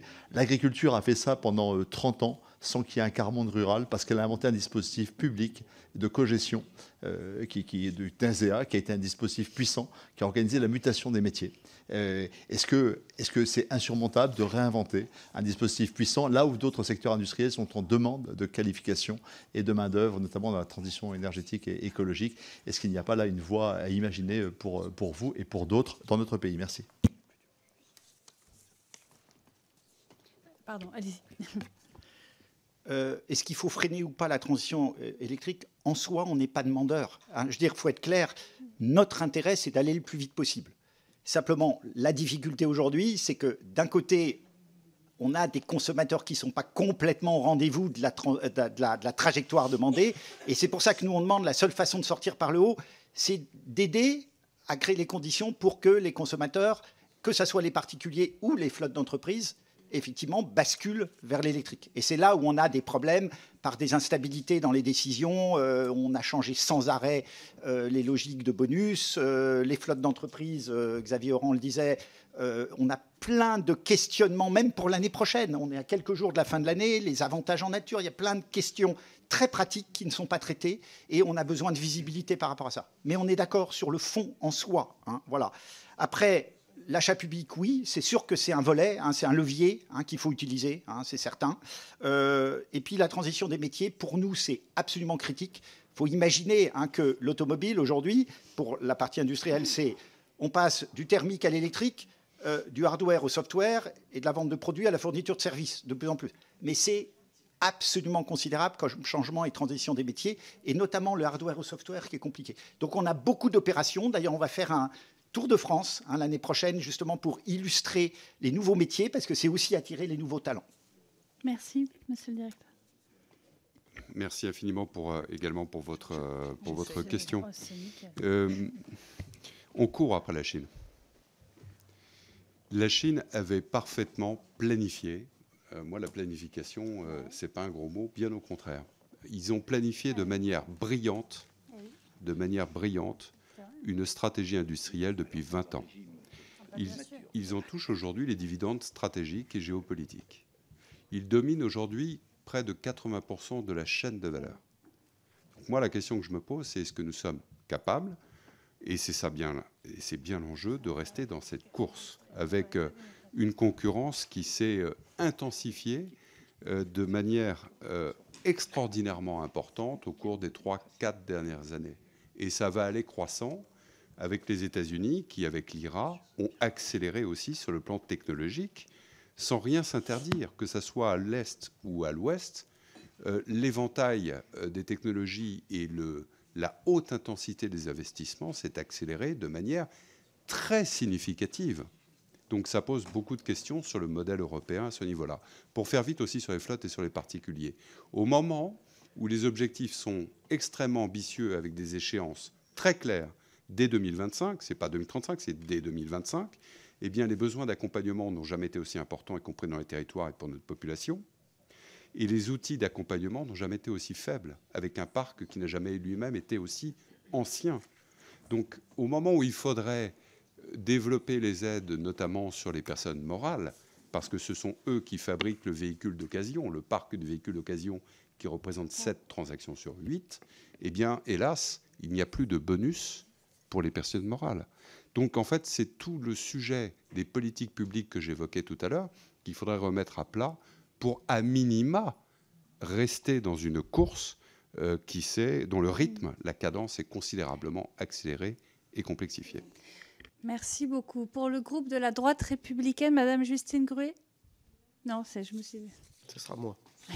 Allez, c'est Monsieur Percordier, pardon. C'est pas un manque de galanterie, Madame la Présidente. Non, Monsieur Percordier, excusez-moi. Ne vous excusez pas, il n'y a pas de souci. Merci, Madame la Présidente. Je vais être rapide parce que ma collègue souhaiterait dire un mot aussi. Simplement, moi, je suis élu dans un département qui a 20% d'emplois industriels contre 12% au niveau de la moyenne nationale, le département des Ardennes, et beaucoup d'entreprises qui travaillent effectivement pour le domaine automobile.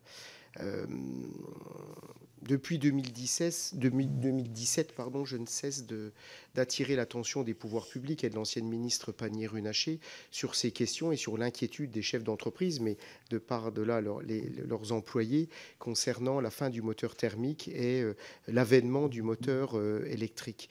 Et c'est vrai que, et on le sait, dans un moteur thermique, il y a 200 pièces, dans un moteur électrique, il y en a 100. Et donc, vous imaginez bien que les entreprises dans un département comme le mien, où on a juste une moyenne de chômeurs qui dépasse la moyenne nationale de 3 ou 4 points, eh bien, ça fait des dégâts. Et on le voit encore ces derniers jours dans une grande entreprise, 2 entreprises à Vouziers et à Bogny-sur-Meuse dans le département des Ardennes. Et je le dis, à mon sens, les pouvoirs publics n'ont pas été à la hauteur de cette transition. Et on m'avait fait des promesses en 17, 18, 19. Ne vous inquiétez pas, monsieur le député, on va arranger tout ça, on va permettre aux entreprises d'avoir des transitions, des nouvelles commandes, des nouveaux marchés, nos sous-sailles. Je me rends compte quelques années après qu'il y a énormément d'emplois qui ont été détruits dans un département comme le mien. Et à mon sens, les pouvoirs publics n'ont pas été à la hauteur. Je le dis comme je le pense. Après, on est tous des écolos. Ici, on veut tous que la planète, l'augmentation des températures diminuent. Est-ce que c'est la faute des automobilistes seulement? Je n'en suis pas non plus convaincu, même si ce n'est pas politiquement correct de le dire, mais je voulais vous faire part de ces inquiétudes. À 3 km de chez moi, Madame la Présidente, il y avait une entreprise qui fabriquait la moitié des pôles d'alternateurs de la planète. À Nouzonville, une entreprise qui s'appelait Tomé Géno, qui n'existe plus aujourd'hui, qui a été fermée il y a une quinzaine d'années. C'est pour vous dire tout le poids qu'avait cette industrie dans le département des Ardennes et qu'aujourd'hui, à mon sens, on n'est pas à la hauteur. Merci, chers collègues. Et on sait à quel point dans les Ardennes et dans ces régions-là, en particulier, même si c'est le cas dans toute la France, l'industrie automobile est absolument essentielle pour le tissu d'emploi. Voilà. Messieurs les directeurs... Ah oui, pardon, vous le faites. Oh là là. Merci Madame la Présidente. Messieurs, le marché français des voitures neuves connaît une baisse pour le 6e mois consécutif avec un recul marqué chez les constructeurs nationaux Stellantis et Renault.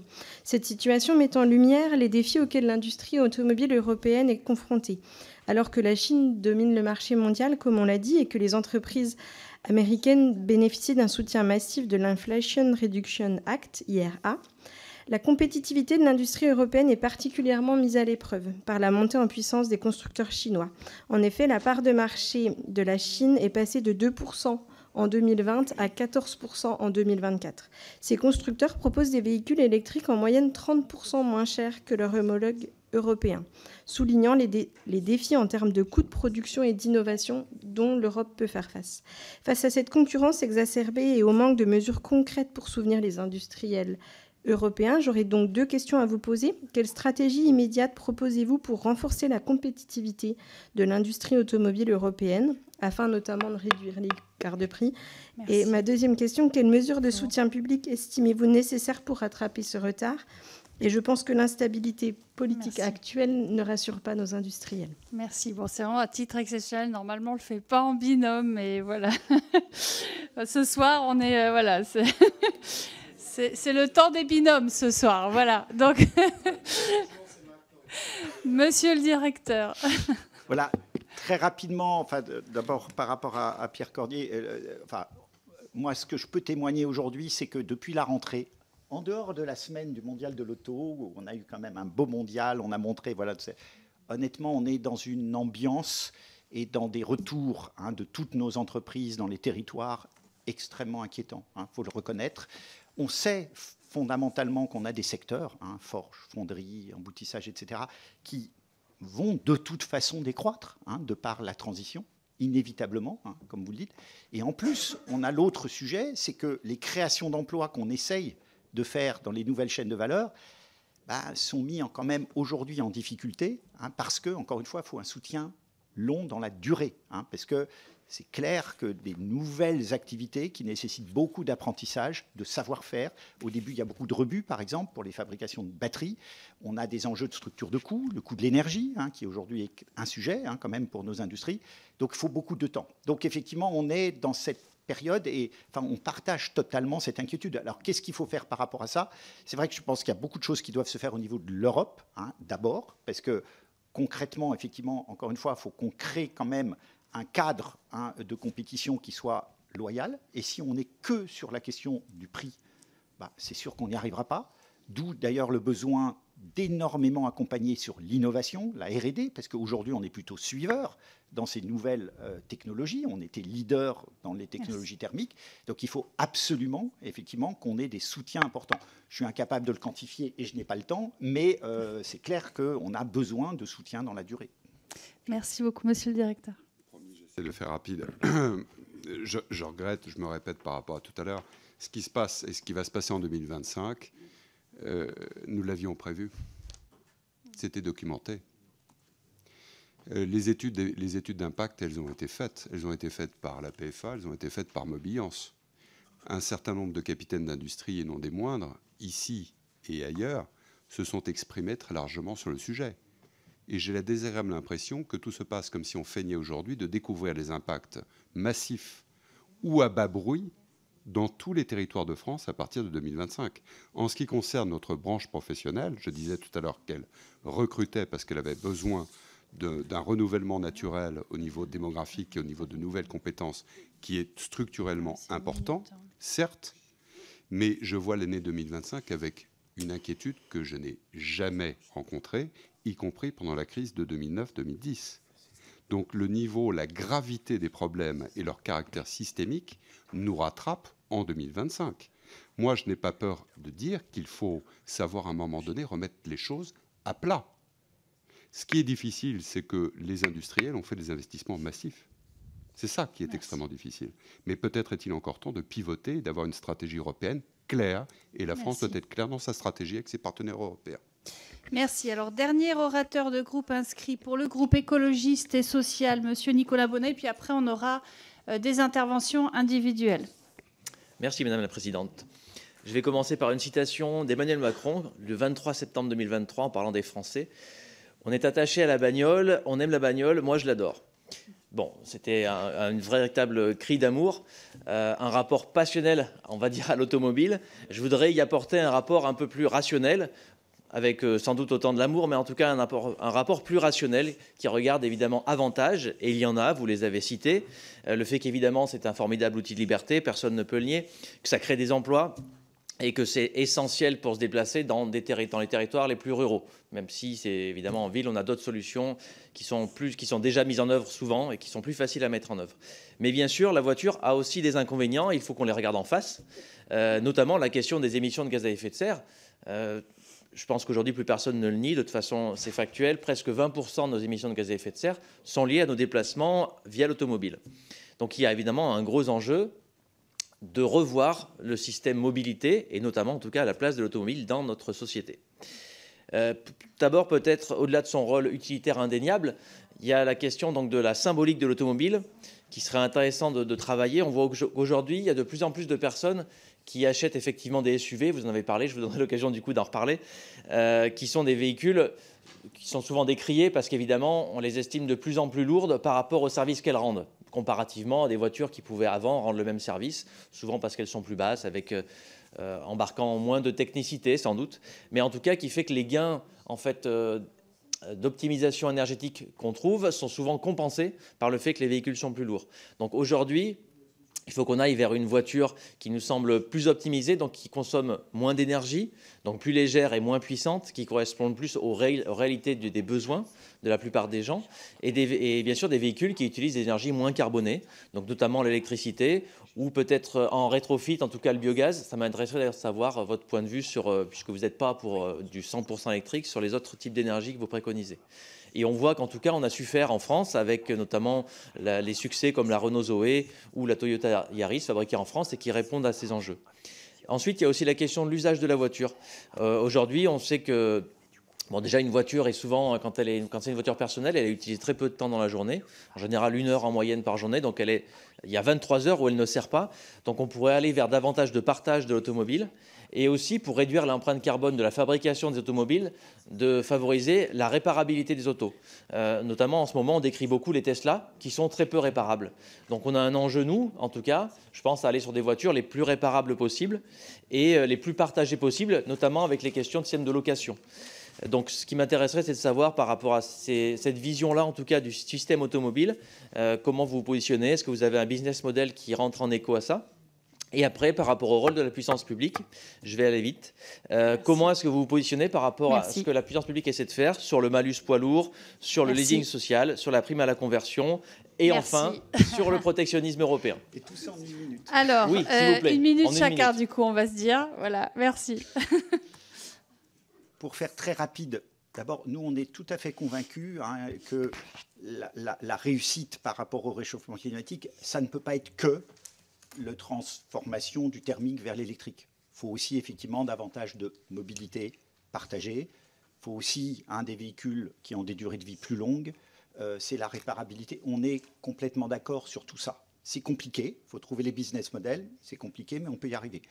Après, le poids des véhicules, c'est un sujet, on est tout à fait d'accord là-dessus. Et d'ailleurs, dans notre contrat de filière, on a tout un travail qui doit être fait. Mobiliance travaille aussi là-dessus, sur les petites voitures, les catégories, éventuellement L6, L7, de réfléchir éventuellement à créer une catégorie particulière. Aujourd'hui, effectivement, on parle des SUV. Bon, il y en a à peu près 48% dans le monde, à peu près aujourd'hui, en termes de part de marché. Mais quand même, ce qu'il faut voir, c'est que là-dedans, la très, très grande majorité, c'est quand même des SUV compacts. Alors, les gens les privilégient, essentiellement parce que l'habitacle, effectivement, est plus grand, qu'on monte plus facilement dans ces véhicules et il y a un sentiment aussi de sécurité. Donc après, on pourra en reparler sur les usages. Mais voilà, c'est quand même une réalité, mais on ne peut pas caricaturer tous les SUV comme étant les grosses 4x4. Merci. Monsieur le directeur. Les SUV, enfin votre question exprime bien, là encore, d'autres facettes, vous voyez, ô combien multiples de la filière automobile, parce que c'est un objet au carrefour de beaucoup de compétences. Les SUV expriment bien une partie du débat parce qu'on voit à chaque fois qu'en fait, il y a un manichéisme qui est beaucoup trop important et ça nourrit une forme d'hystérisation du débat.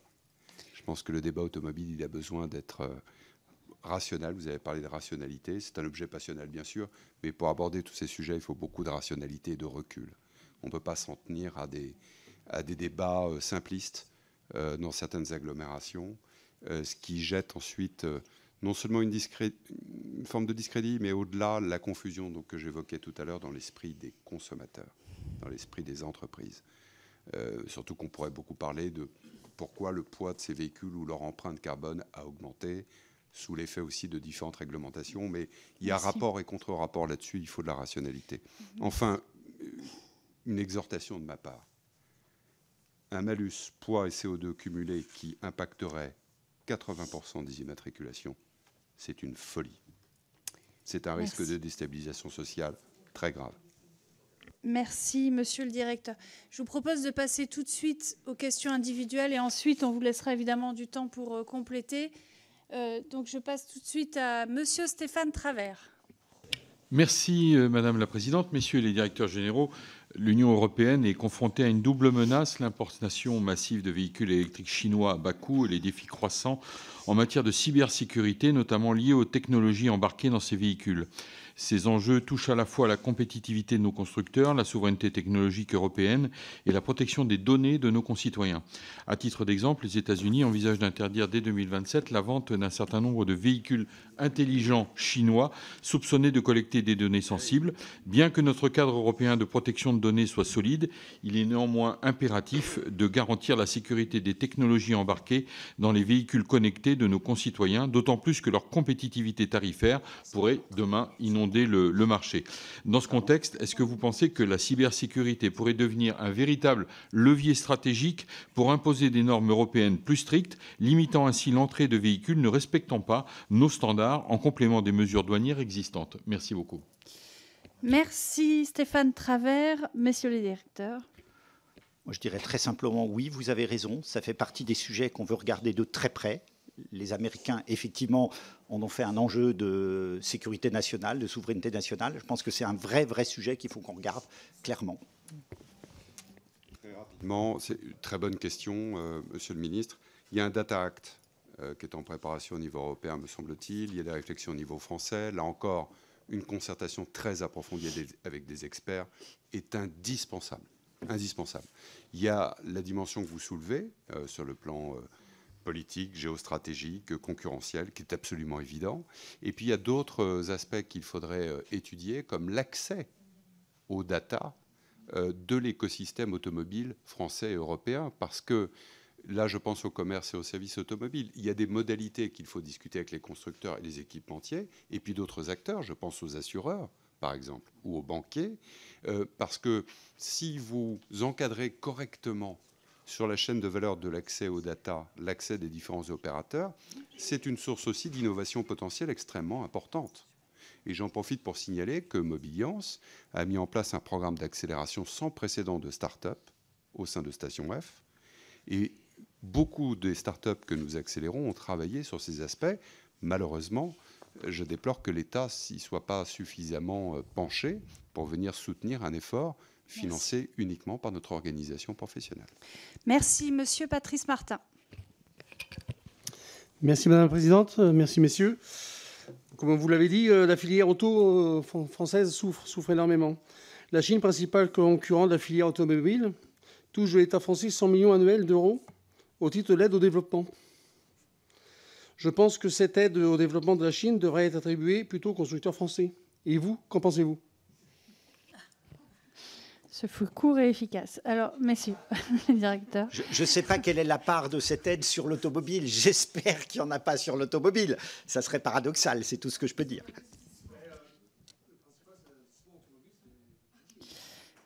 Bien. Je ne sais pas si vous voulez répondre. Moi, j'ai une autre somme à mettre pas en relation directe avec ce que vous indiquez, monsieur le député, mais il y a 650 millions d'euros qui ont été consacrés au leasing social en 2024. 650 millions d'euros. Ça a consommé la moitié de l'enveloppe budgétaire qui était réservée à l'automobile l'année dernière, en 2024, c'est-à-dire 1,5 milliard. Ces 650 millions d'euros ont bénéficié à 50 000 personnes. Je pose la question de l'efficacité d'un certain nombre de dispositifs. Des dispositifs qui, derrière, vont générer des pertes, et des pertes importantes, en particulier au niveau de mon secteur, parce que ces sujets n'ont pas encore été, une fois de plus, correctement identifiés en amont en termes d'impact.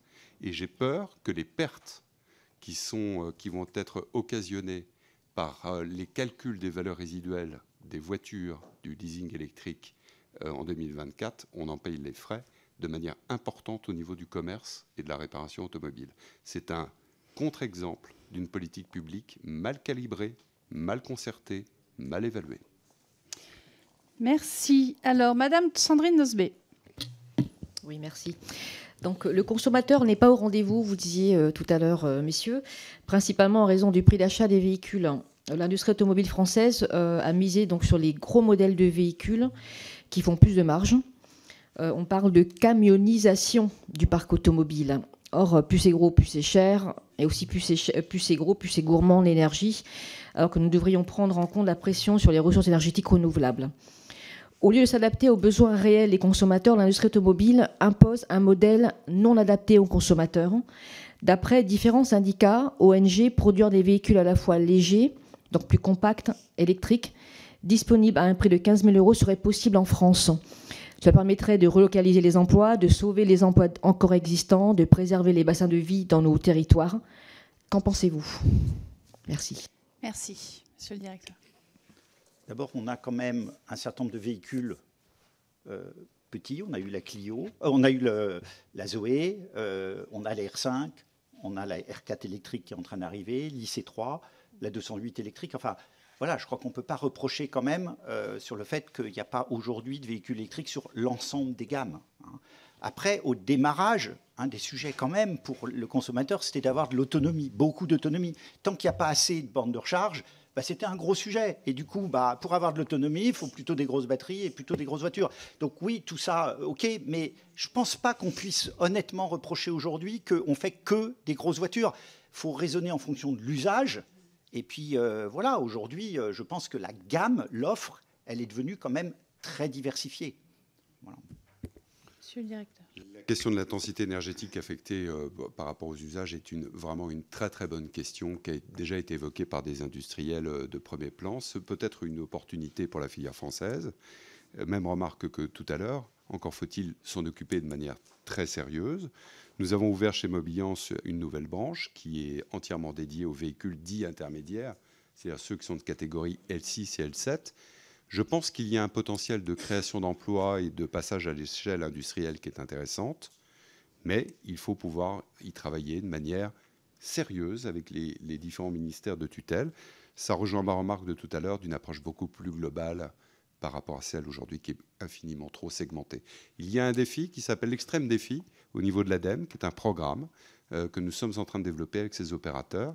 Et j'espère, comme d'autres secteurs, je pense au rétrofit ou je pense au remanufacturing, qui, s'ils font l'objet de politiques publiques adaptées, oui, ce sont des potentiels de création et de relais de croissance et de création d'emplois qui sont importantes. Il ne faut pas les ignorer. Merci. Monsieur Dominique Potier. Oui, Madame la Présidente, il se tient des réunions extrêmement importantes à l'Élysée et ailleurs en ce moment. Le souhait qu'on va former ensemble, c'est qu'elles prennent très au sérieux ces questions du rebond industriel de notre pays et de l'Europe dans le monde. J'ai deux questions sur lesquelles j'ai une certaine insatisfaction. Je me permets de relancer. La Chine est leader aujourd'hui sur les produits électriques. Si nous ralentissons, c'est autant de parts de marché qui échappent. Est-ce qu'il n'y a pas une contradiction difficile à gérer? Mais toutes ces années où nous retardons la transition énergétique et électrique, c'est les clients qui vont acheter chinois et non pas européens. Comment vous intégrez ce dilemme? C'est pas simple. Et puis sur le leasing, vous l'avez un peu évacué de manière un petit peu brutale. On a été séduit, c'était une promesse du président de la République à laquelle on avait envie de croire. Ce n'est pas le cas de toutes, mais celle-là, on avait envie d'y croire.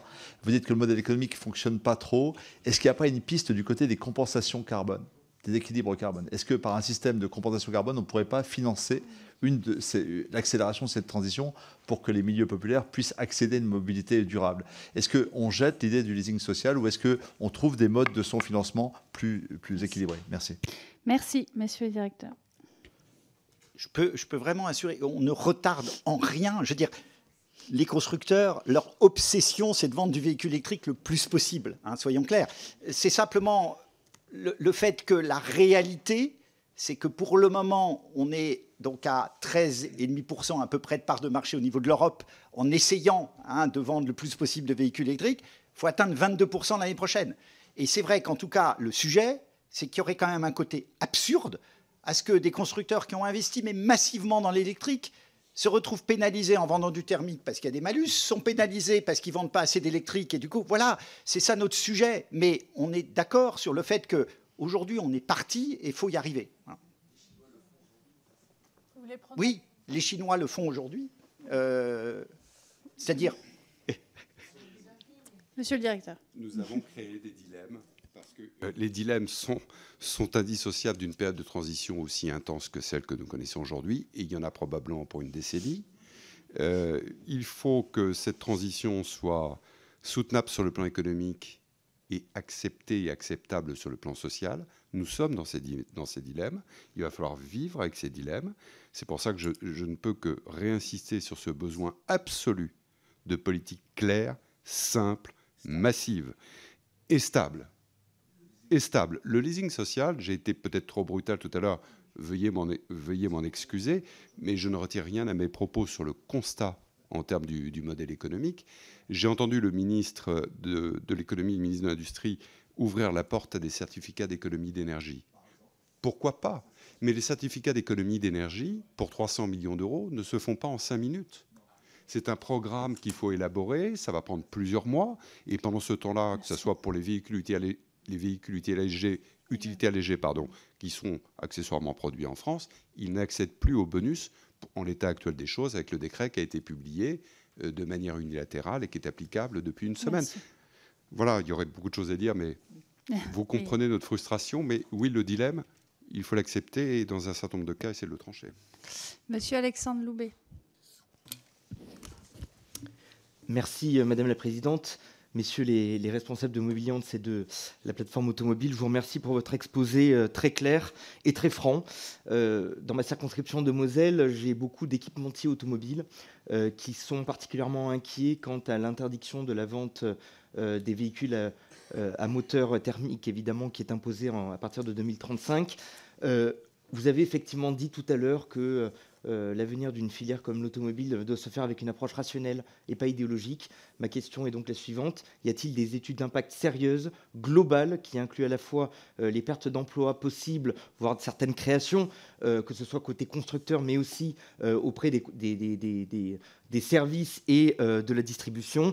Selon vous, le délai de 2035 est-il tenable? Quel report préconisez-vous éventuellement? Et enfin, on a parlé effectivement des dispositifs mis en place par l'État qui accompagnent de moins en moins la demande dans cette transition du thermique à l'électrique. Quid des dispositifs pour accompagner l'offre, justement? Le plan France 2030, par exemple, prévoit des objectifs de 2 millions de véhicules électriques d'ici 2030. Ces objectifs seront-ils tenus? Y a-t-il suffisamment de moyens côté de l'État? Merci Madame la Présidente pour votre tolérance. Alors, nous, on avait évalué 65 000 pertes d'emplois sur la partie industrielle d'ici à 2030, 100 000 d'ici à 2035. Honnêtement, je pense qu'aujourd'hui, on est bien, malheureusement, disons, sur cette trajectoire. On avait alerté par rapport à ça. Et encore une fois, tout l'enjeu, c'est ce qu'on est capable de recréer au moins une partie des emplois dans les nouvelles chaînes de valeur. Et là, on a un vrai sujet, encore une fois, parce qu'on a besoin de financement et de soutien dans la durée si on veut y arriver. Donc ça fait vraiment partie des sujets. Et on a effectivement besoin de rationalité. Les 2 millions de véhicules, l'objectif 2030, pourquoi pas? Mais on a un enjeu aussi qu'on n'a pas beaucoup évoqué, de compétitivité, qui est considérable. Et soyons honnêtes, l'érosion de la production automobile, elle ne date pas du basculement vers l'électrique. Simplement, nous, on avait dit, attention, en fonction de la façon dont ça va être fait, ça peut être une accélération du déclin, ou ça peut être éventuellement une opportunité de rebond, mais à condition d'avoir vraiment un ensemble très cohérent. Et il y a eu certes des études d'impact, mais basées sur des hypothèses extraordinairement optimistes. Et moi, je finirais juste par le fait que ce que j'ai quand même un peu regretté, c'est que la décision du BAN 2025 a été prise sous présidence française 4 mois après le début de la guerre en Ukraine. Et on avait vu tous les impacts en termes d'instabilité, notamment des matériaux critiques dont on a besoin pour les véhicules électriques, et un impact sur le coût des véhicules électriques qui était 2 fois plus élevé que sur les véhicules thermiques. Voilà ce que je peux dire. Merci, monsieur le directeur. Le besoin de réalisme est sans doute ce qu'il y a de plus urgent pour aborder les problématiques automobiles en Europe, en France et dans nos grandes agglomérations. C'est urgentissime. Nous sommes le 10 décembre, moi je vais être très pragmatique. Avant de parler de 2035, il y a 2025. Il y a 1 million de salariés et les employeurs correspondants qui ne savent pas aujourd'hui quel va être le traitement fiscal des avantages en nature sur les véhicules de fonction, qu'ils soient thermiques ou électriques, dans 15 jours. Vous avez des agglomérations parisiennes et lyonnaises qui mettent en place des zones à faible émission au 1er janvier, avec des exclusions des critères 3. Regardez les chiffres en termes de parc automobile concerné. Quels sont les dispositifs d'accompagnement? Donc il faut prendre les problèmes et les traiter de priorité par priorité et refaire l'effort de se projeter à moyen et long terme. Donc abordons ça avec vraiment réalisme et pragmatisme. Merci. Madame Nicole Lepay. Merci Madame la Présidente, Messieurs les directeurs. La montée en puissance des constructeurs chinois sur le marché automobile européen, en particulier en France, représente l'une des évolutions majeures de l'année. Cette concurrence se manifeste dans le secteur des véhicules électriques où les marques chinoises se distinguent par leur prix très compétitif et leur avancée technologique. En réponse, l'Union européenne a décidé de revoir ses droits de douane. Ainsi, depuis le 30 octobre dernier, les producteurs de véhicules électriques basés en Chine doivent s'acquitter d'un droit compensateur correspondant aux aides reçues du gouvernement chinois. Cette mesure s'ajoute aux droits de douane de 10% déjà en place. De son côté, la France a révisé les critères d'attribution du bonus écologique en les rendant plus stricts. Ce réajustement vise à exclure les véhicules produits en Asie, dont le bilan carbone est jugé trop élevé. Juste une question, dans la mesure où ces politiques interventionnistes ne pourront pas durer indéfiniment, que préconisez-vous, c'est la fin de journée, pour garantir la compétitivité de la filière automobile en France? Messieurs les directeurs. 2 points. L'approche de l'éco-conditionnalité du bonus, qui vise à prendre en compte l'empreinte carbone de la fabrication du véhicule en fonction de son lieu de fabrication, ça nous paraît une bonne approche et qui met en valeur l'atout que nous avons en France, mais aussi globalement en Europe, par rapport à la Chine aujourd'hui en tout cas, en termes d'empreinte carbone et donc d'impact environnemental. Donc on trouve que c'est plutôt une bonne démarche et qu'on aurait intérêt à essayer de porter au niveau européen. Je pense que ça, c'est un des points importants. Et puis, le deuxième chose par rapport aux droits de douane, c'est la préoccupation qu'on a, c'est que ça touche les véhicules entiers, mais il y a toute la problématique des composants, des pièces, de l'ensemble des éléments. Et si on se retrouve avec des assemblages de véhicules en Europe, mais un contenu local très limité, on n'aura plus de tissu industriel dont on a besoin au niveau de l'ensemble des équipementiers fournisseurs. Donc nous, notre sujet, c'est de travailler plus globalement sur une approche de contenu local européen dont on a besoin si on veut garder notre filière industrielle. Merci. Monsieur le directeur. Là encore, attention à la naïveté et réalisme. Le bonus souverain fonctionne. Les chiffres le montrent. Ma question, je vous la renvoie, quelle est la prévisibilité du bonus, c'est-à-dire quelle est sa trajectoire pluriannuelle? On l'arrête en 2026? En revanche, les malus, eux, enfin en tout cas dans la dernière version du PLF, eux avaient une trajectoire pluriannuelle. Deuxième remarque, au niveau de la Chine pourra contourner les droits de douane de plusieurs manières. La première, c'est la concurrence intra-européenne entre les États membres pour attirer des investissements chinois. La deuxième, c'est que les droits de douane ne couvrent pas les véhicules hybrides. Donc ma crainte, c'est que la Chine non seulement nous batte sur le 100% électrique, et puis nous prenne à revers sur le thermique. Merci. Alors, 3 interventions encore. Monsieur Frédéric Weber, Monsieur Jean-Luc Fugit et Madame Sandra Marceau. Alors, Monsieur Frédéric Weber. Bonjour Madame la Présidente, Messieurs les directeurs. Aujourd'hui, à l'heure de la digitalisation et de la numérisation, effectivement, on vend des véhicules qui sont très modernes. C'est une bonne chose. Par contre, pour beaucoup de nos concitoyens aujourd'hui, lorsqu'ils vont après un sinistre, après une panne dans les réseaux de l'automobile, les délais qu'on leur annonce en termes de prise en charge de la panne et du règlement de la panne n'ont plus aucune commune mesure avec ceux qu'on pouvait avoir encore il y a 5 ou 10 ans. Est-ce que c'est un état de fait ou c'est un sentiment de problématique de prise en charge? Parce qu'avoir des véhicules immobilisés, ça a aussi un coût pour les usagers. Donc, parce que quand on achète un véhicule, ça ne s'arrête pas le lendemain de l'achat, on l'achète pour l'utiliser. Donc, est-ce qu'il y a un plan qui est mis en œuvre pour essayer de résorber ces difficultés qui deviennent chroniques, que ce soit en termes de ressources humaines ou en termes de, on va dire, de gestion des pièces automobiles, pour permettre une fluidité des approvisionnements? Merci. Monsieur le directeur de Mobiliance, peut-être en premier. Une question de la vraie vie. Merci pour votre question. Je le disais tout à l'heure, les voitures vont être de plus en plus connectées et ça va aller croissant au cours des toutes prochaines années, pas dans 15 ans, dans les 5, 10 prochaines années. Les progrès technologiques vont être absolument stupéfiants. Donc les problèmes se posent à plusieurs niveaux et déjà au niveau de la maintenance et de la réparation automobile, mais aussi le contrôle technique, les assureurs, l'accès de l'ensemble de ces parties prenantes aux data. Ça, c'est un élément vraiment tout à fait central qui, comme je disais tout à l'heure, est en discussion au niveau français comme au niveau européen. Et ça, il faut garantir un accès le plus juste possible à ces datas pour préserver, pour le coup, notre souveraineté économique. Nous en parlions tout à l'heure. Mais là aussi, attention à la surréglementation. En ce moment même, une réglementation impose des certifications très lourdes qu'il faut aujourd'hui déployer dans les réseaux de marques et chez les indépendants au niveau de la réparation automobile, avec une dimension artisanale qui est très importante. Et donc le déploiement, rien que le déploiement de ces nouvelles obligations, que nous sommes en train d'accompagner en ce moment même avec nos organismes paritaires, prend énormément de temps, parce qu'il faut mettre tout le monde à niveau. Et effectivement, il y a des relations derrière avec la clientèle, particulière ou entreprise, qui posent en effet un certain nombre de problèmes liés à la complexification de ces opérations. C'est un sujet dans le sujet, passionnant, qu'il faut effectivement pouvoir traiter, avec des coûts de réparation qui vont aller croissant. Parce qu'il y aura peut-être moins de réparations en volume, mais en termes de valeur, il ne faut pas non plus mentir aux clients finaux, qui sont entreprises ou particuliers. Je crois que nous en sommes certains en faire déjà l'expérience. Monsieur Jean-Luc Fugit. Merci Madame la Présidente. Alors, deux questions assez rapides. Première question, qu'attendez-vous de la révision de la stratégie nationale hydrogène qui, j'espère, verra le jour bientôt?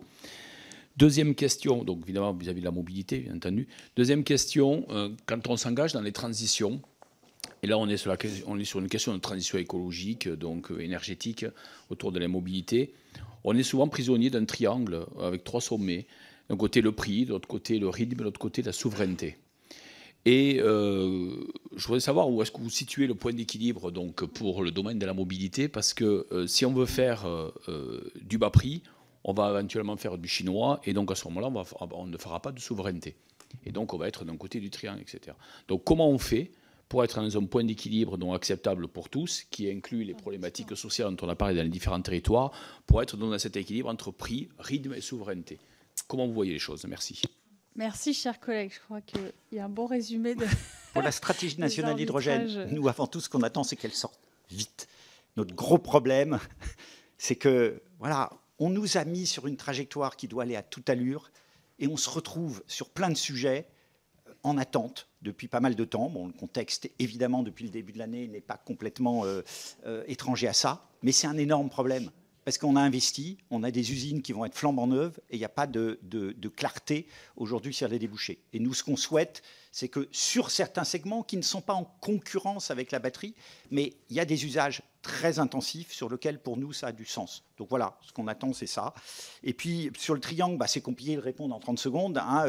Mais ce qui est clair, c'est que ces enjeux de souveraineté sont absolument majeurs pour le futur, mais ça ne se fait pas en un claquement de doigts et ça ne va pas se faire en 2 jours. Et c'est là où on a toujours ce problème du rythme qu'on nous demande d'aller très très vite. Et de l'autre côté, construire cette souveraineté, ça va prendre beaucoup de temps et beaucoup d'argent. Beaucoup d'argent. Et c'est là où on a le problème. On nous a dit, il n'y a encore pas très longtemps, vous inquiétez pas, vous allez être accompagnés massivement pour cette transition.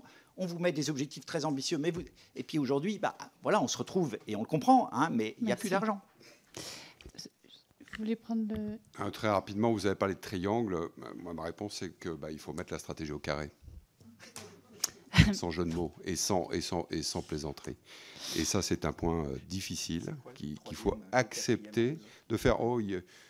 Je pense qu'on aurait beaucoup d'idées pour mettre les choses au carré. Ce n'est pas un problème de documentation, c'est un problème de volonté d'organisation politique.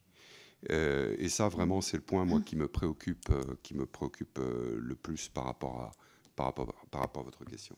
Enfin, par rapport au temps, je le dis assez souvent, mais dans la transition écologique, il y a le mot transition qu'on oublie. Et je pense que le temps ne respecte pas ce qui se fait sans lui, et l'économie ne respecte pas ce qui se fait sans client. Merci. Madame Sandra Marceau. Merci, Madame la Présidente. Moi, je viens d'un département qui montre que les Français, en tous les cas les Charentais, aiment la bagnole et pas besoin de parler du président de la République pour soi-disant faire le buzz. Mais chez nous, on a 50 habitants à peu près au kilomètre carré. Et comme en zone rurale, on a besoin de la voiture. Et on l'aime aussi. C'est aussi Angoulême, le circuit des remparts. C'est aussi une gigafactory à Nersac, je pense que vous connaissez. Et c'est aussi un projet qui s'appelle H2 Charente, justement, d'hydrogène, qui a été financé dans le cadre de la stratégie nationale, en tous les cas en devenir avec France 2030, et qu'on inaugurera, je l'espère, en début d'année prochaine. J'espère que vous y serez conviés. Et donc, je voulais, effectivement, ça a déjà été le cas dans d'autres questions, je voulais savoir un peu plus sur votre vision du développement, notamment des véhicules à hydrogène, peut-être plus les poids lourds, en réalité, parce que c'est porté par des fondateurs. Les fondateurs de H2 Charente veulent porter ça plutôt pour leurs entreprises. Et puis, dernière petite question, si je comprends bien sur les droits de douane sur les véhicules chinois, en fait, dans ce que vous dites, c'est pas ça qu'il faut faire. Merci, messieurs les directeurs. D'abord, je confirme, on a fait une enquête CSA juste avant le mondial, et effectivement, c'est impressionnant de voir que plus de 80% sont extrêmement attachés à la voiture. Plus de 83% disent qu'ils en ont besoin tous les jours. Donc, effectivement, la voiture a malgré tout de l'avenir. Et c'est pour ça qu'il faut la transformer aussi, bien entendu, par rapport à ça. Après, sur l'hydrogène, je l'ai un peu évoqué. Effectivement, nous, ce qu'on voit, c'est des véhicules utilitaires sur un peu la partie haute, et notamment quand on a des usages qui permettent d'avoir un point central de recharge, et que quand on a un usage intensif et où on n'a pas le temps de se recharger dans la journée, d'avoir comme ça des autonomies qui sont suffisantes. Donc nous, on pense, voilà, et puis pour des véhicules industriels également, il y aura des usages. Merci. Monsieur le directeur. Je connais très bien le circuit des remparts parce que notre groupe de protection sociale, IRP Auto, en est l'un des sponsors, si ce n'est le premier, depuis maintenant plusieurs années. Et ça permet de montrer que dans tous les territoires, tous les week-ends, toutes les semaines, il y a un événement automobile qui se passe et que l'aspiration à l'automobile, à la mobilité, à cette liberté, à cette technologie, c'est une aspiration populaire absolument massive. Deuxième remarque par rapport à ce que vous disiez, parce que vous m'y invitez, j'y pense, en tout cas à l'instant, on parle beaucoup d'inclusivité en termes de mobilité. Moi, je suis surpris de la manière dont, en fait, on a fabriqué de l'exclusion. Et je voudrais m'attarder juste un instant, en quelques secondes, en tout cas pour vous inviter à vous poser la question de l'accès des personnes handicapées à l'automobile. Et en particulier au leasing social dont on parlait tout à l'heure, parce que les personnes handicapées à fauteuil ne sont pas éligibles au leasing. Ah oui. Première question, première remarque. Et deuxième question, quels seront les véhicules 100% électriques qui seront adaptables pour les personnes en fauteuil roulant? Pour l'instant, il n'y en a aucune. Aucune. Donc, quand vous regardez la proportion que ça représente, c'est 1% de la population. Et là, j'invite la représentation nationale également à y réfléchir, parce que plus on parle d'inclusion, plus je constate, moi, de l'exclusion. Merci pour ces... Alors, je ne sais pas si nous avons terminé avec cette audition, sauf si vous souhaitez peut-être rajouter quelques mots en conclusion. Merci beaucoup d'abord pour ces échanges très riches. Moi, ce que je voudrais dire quand même, c'est que oui, c'est difficile, il n'y a aucun doute là-dessus, mais je pense personnellement qu'il est absolument fondamental de continuer à soutenir la filière automobile en France, en Europe, parce qu'il n'y a pas d'équivalent dans l'industrie en termes de volume. Et que là où il faut qu'on fasse attention, c'est qu'il y a un enjeu sur la filière automobile, mais s'il y a une vraie dégradation au niveau de nos tissus de fournisseurs, dans la mécanique, dans la plasturgie, dans la forge, dans la fonderie, etc., ça va impacter les autres filières aussi, parce qu'on ne peut pas remplacer l'automobile par autre chose aujourd'hui. Donc il y a vraiment, à mon avis, à faire très attention à ça. Et deuxièmement, on a quand même des sacrés atouts, parce que l'automobile, c'est quand même un produit complexe. On a d'ailleurs des marques qui sont réputées, les gens y sont attachés. On a des grandes entreprises qui sont quand même des leaders mondiaux, c'est quand même un atout important. Et puis on a tout un tissu de savoir-faire. Et ça, voilà, il faut absolument qu'on réussisse à le préserver. Pour ça, voilà, il n'y a pas de recette miracle, mais il y a effectivement, on l'a parlé, il y a le niveau européen, il y a le niveau national, il y a la constance dans les soutiens, il y a effectivement un cadre réglementaire, là aussi, qui doit être stabilisé. C'est impressionnant le nombre de nouvelles réglementations au niveau européen, au niveau national. Et mine de rien, c'est extraordinairement compliqué, ça crée beaucoup de coûts cachés. Et donc là, on a, je pense, vraiment besoin pour les années à venir de garder certains caps, mais de faire attention à pas en permanence rajouter des choses, que ça soit sur le plan technique, que ça soit sur le plan fiscal. Il faut qu'on arrive à avoir cette stabilité. Donc voilà ce que je dirais. Je finirai juste sur un mot. Les véhicules utilitaires, on est très fort en France là-dessus. On a la même exigence et ambition sur le plan réglementaire au niveau du CO2 pour 2025. C'est encore plus difficile à atteindre que pour les véhicules particuliers. Il faut qu'on y fasse attention parce qu'on va se pénaliser avec des pénalités très fortes. Et là, pour le coup, c'est un enjeu français très important. C'est quand même un gros point fort que nous avons. Monsieur le directeur. Merci infiniment, Madame la Présidente. J'ai particulièrement vraiment apprécié l'ensemble de vos questions et de nos échanges, et ça montre bien ce que je disais en introduction de mon propos, où il y a une attente en termes de concertation qu'il ne faut pas ignorer, qui est importante parce que nous sommes sur un point de bascule. Et les décisions qui seront prises maintenant auront des conséquences irréversibles sur le sol français et sur le sol européen. Et donc, je pense que prendre ce temps-là et essayer de couvrir toute la complexité que ce que nous avons essayé de vous expliquer avec Marc Mortureux ce soir, ça ne sera pas du temps perdu, bien au contraire. Bien au contraire. Ma recommandation, c'est que notre représentation nationale prenne là aussi le temps de bien évaluer les propositions qui peuvent venir de beaucoup de bancs aujourd'hui, dans une atmosphère très confuse pour nos compatriotes, entreprises ou particuliers, et donc qui auront d'autant plus de mal à prendre des décisions, quelles qu'elles soient, en termes d'achat, de location, d'investissement sur tel ou tel objet de mobilité. Et comme je disais tout à l'heure, à quelques semaines à peine du 1er janvier, il y a eu une incertitude totale pour les DRH, pour les directeurs financiers, pour les gestionnaires de flotte, pour les entreprises de la profession en tant que telle. Donc il faut traiter les problèmes dans l'ordre avant d'avoir même un dialogue stratégique de haute qualité qui est absolument indispensable. Il y a d'abord 2025, comme je le disais, qu'il faut sécuriser. Tout à fait. Et enfin, on parle au niveau européen de clause de revoyure, un terme bien technique pour dire les choses plus simplement. Faisons le point de la situation sans tabou avec l'ensemble des parties prenantes. Mettons les choses sur la table pour éviter, comme le disait Marc tout à l'heure, d'ajouter des crises aux crises. On est dans ce moment de gravité-là, sens du mot gravité dans tous les sens du terme. Donc ne nous trompons pas, n'ayons pas peur de pivoter quand c'est nécessaire. Faisons confiance en notre talent, parce que Marc a raison. Il ne faut pas se couvrir la tête de cendre. On a des ressorts tout à fait étonnants dans notre pays, des start-up avec un écosystème qui est extrêmement actif en France. C'est un atout que nous avons que nous partageons avec l'Allemagne. Donc il y a des trésors d'innovation sur l'ensemble de la chaîne de valeur automobile. Apportons-y les soutiens qu'il faut, la lisibilité nécessaire, y compris à l'égard des jeunes, et puis portons un discours qui soit à la fois réaliste, exigeant et ambitieux pour la France et pour l'Europe. Il y a beaucoup, beaucoup à faire, vous l'avez compris, mais sortons de cette confusion inimaginable de cette fin d'année, parce que nous en paierons les conséquences sur les chiffres que nous constaterons ensemble dès le premier trimestre. Donc j'espère que nous aurons l'occasion d'en discuter. Ça sera en tout cas avec beaucoup de plaisir en ce qui nous concerne. Merci beaucoup d'avoir accepté cette audition. Je pense qu'en tout cas, on l'a tous suivi avec grand intérêt.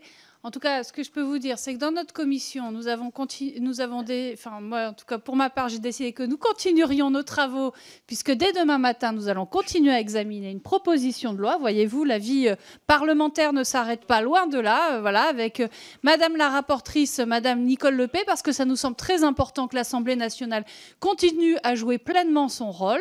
Donc, dès demain matin, nous nous retrouvons pour cette proposition de loi qui portera sur la démocratie agricole. Voilà. Merci à vous. Merci.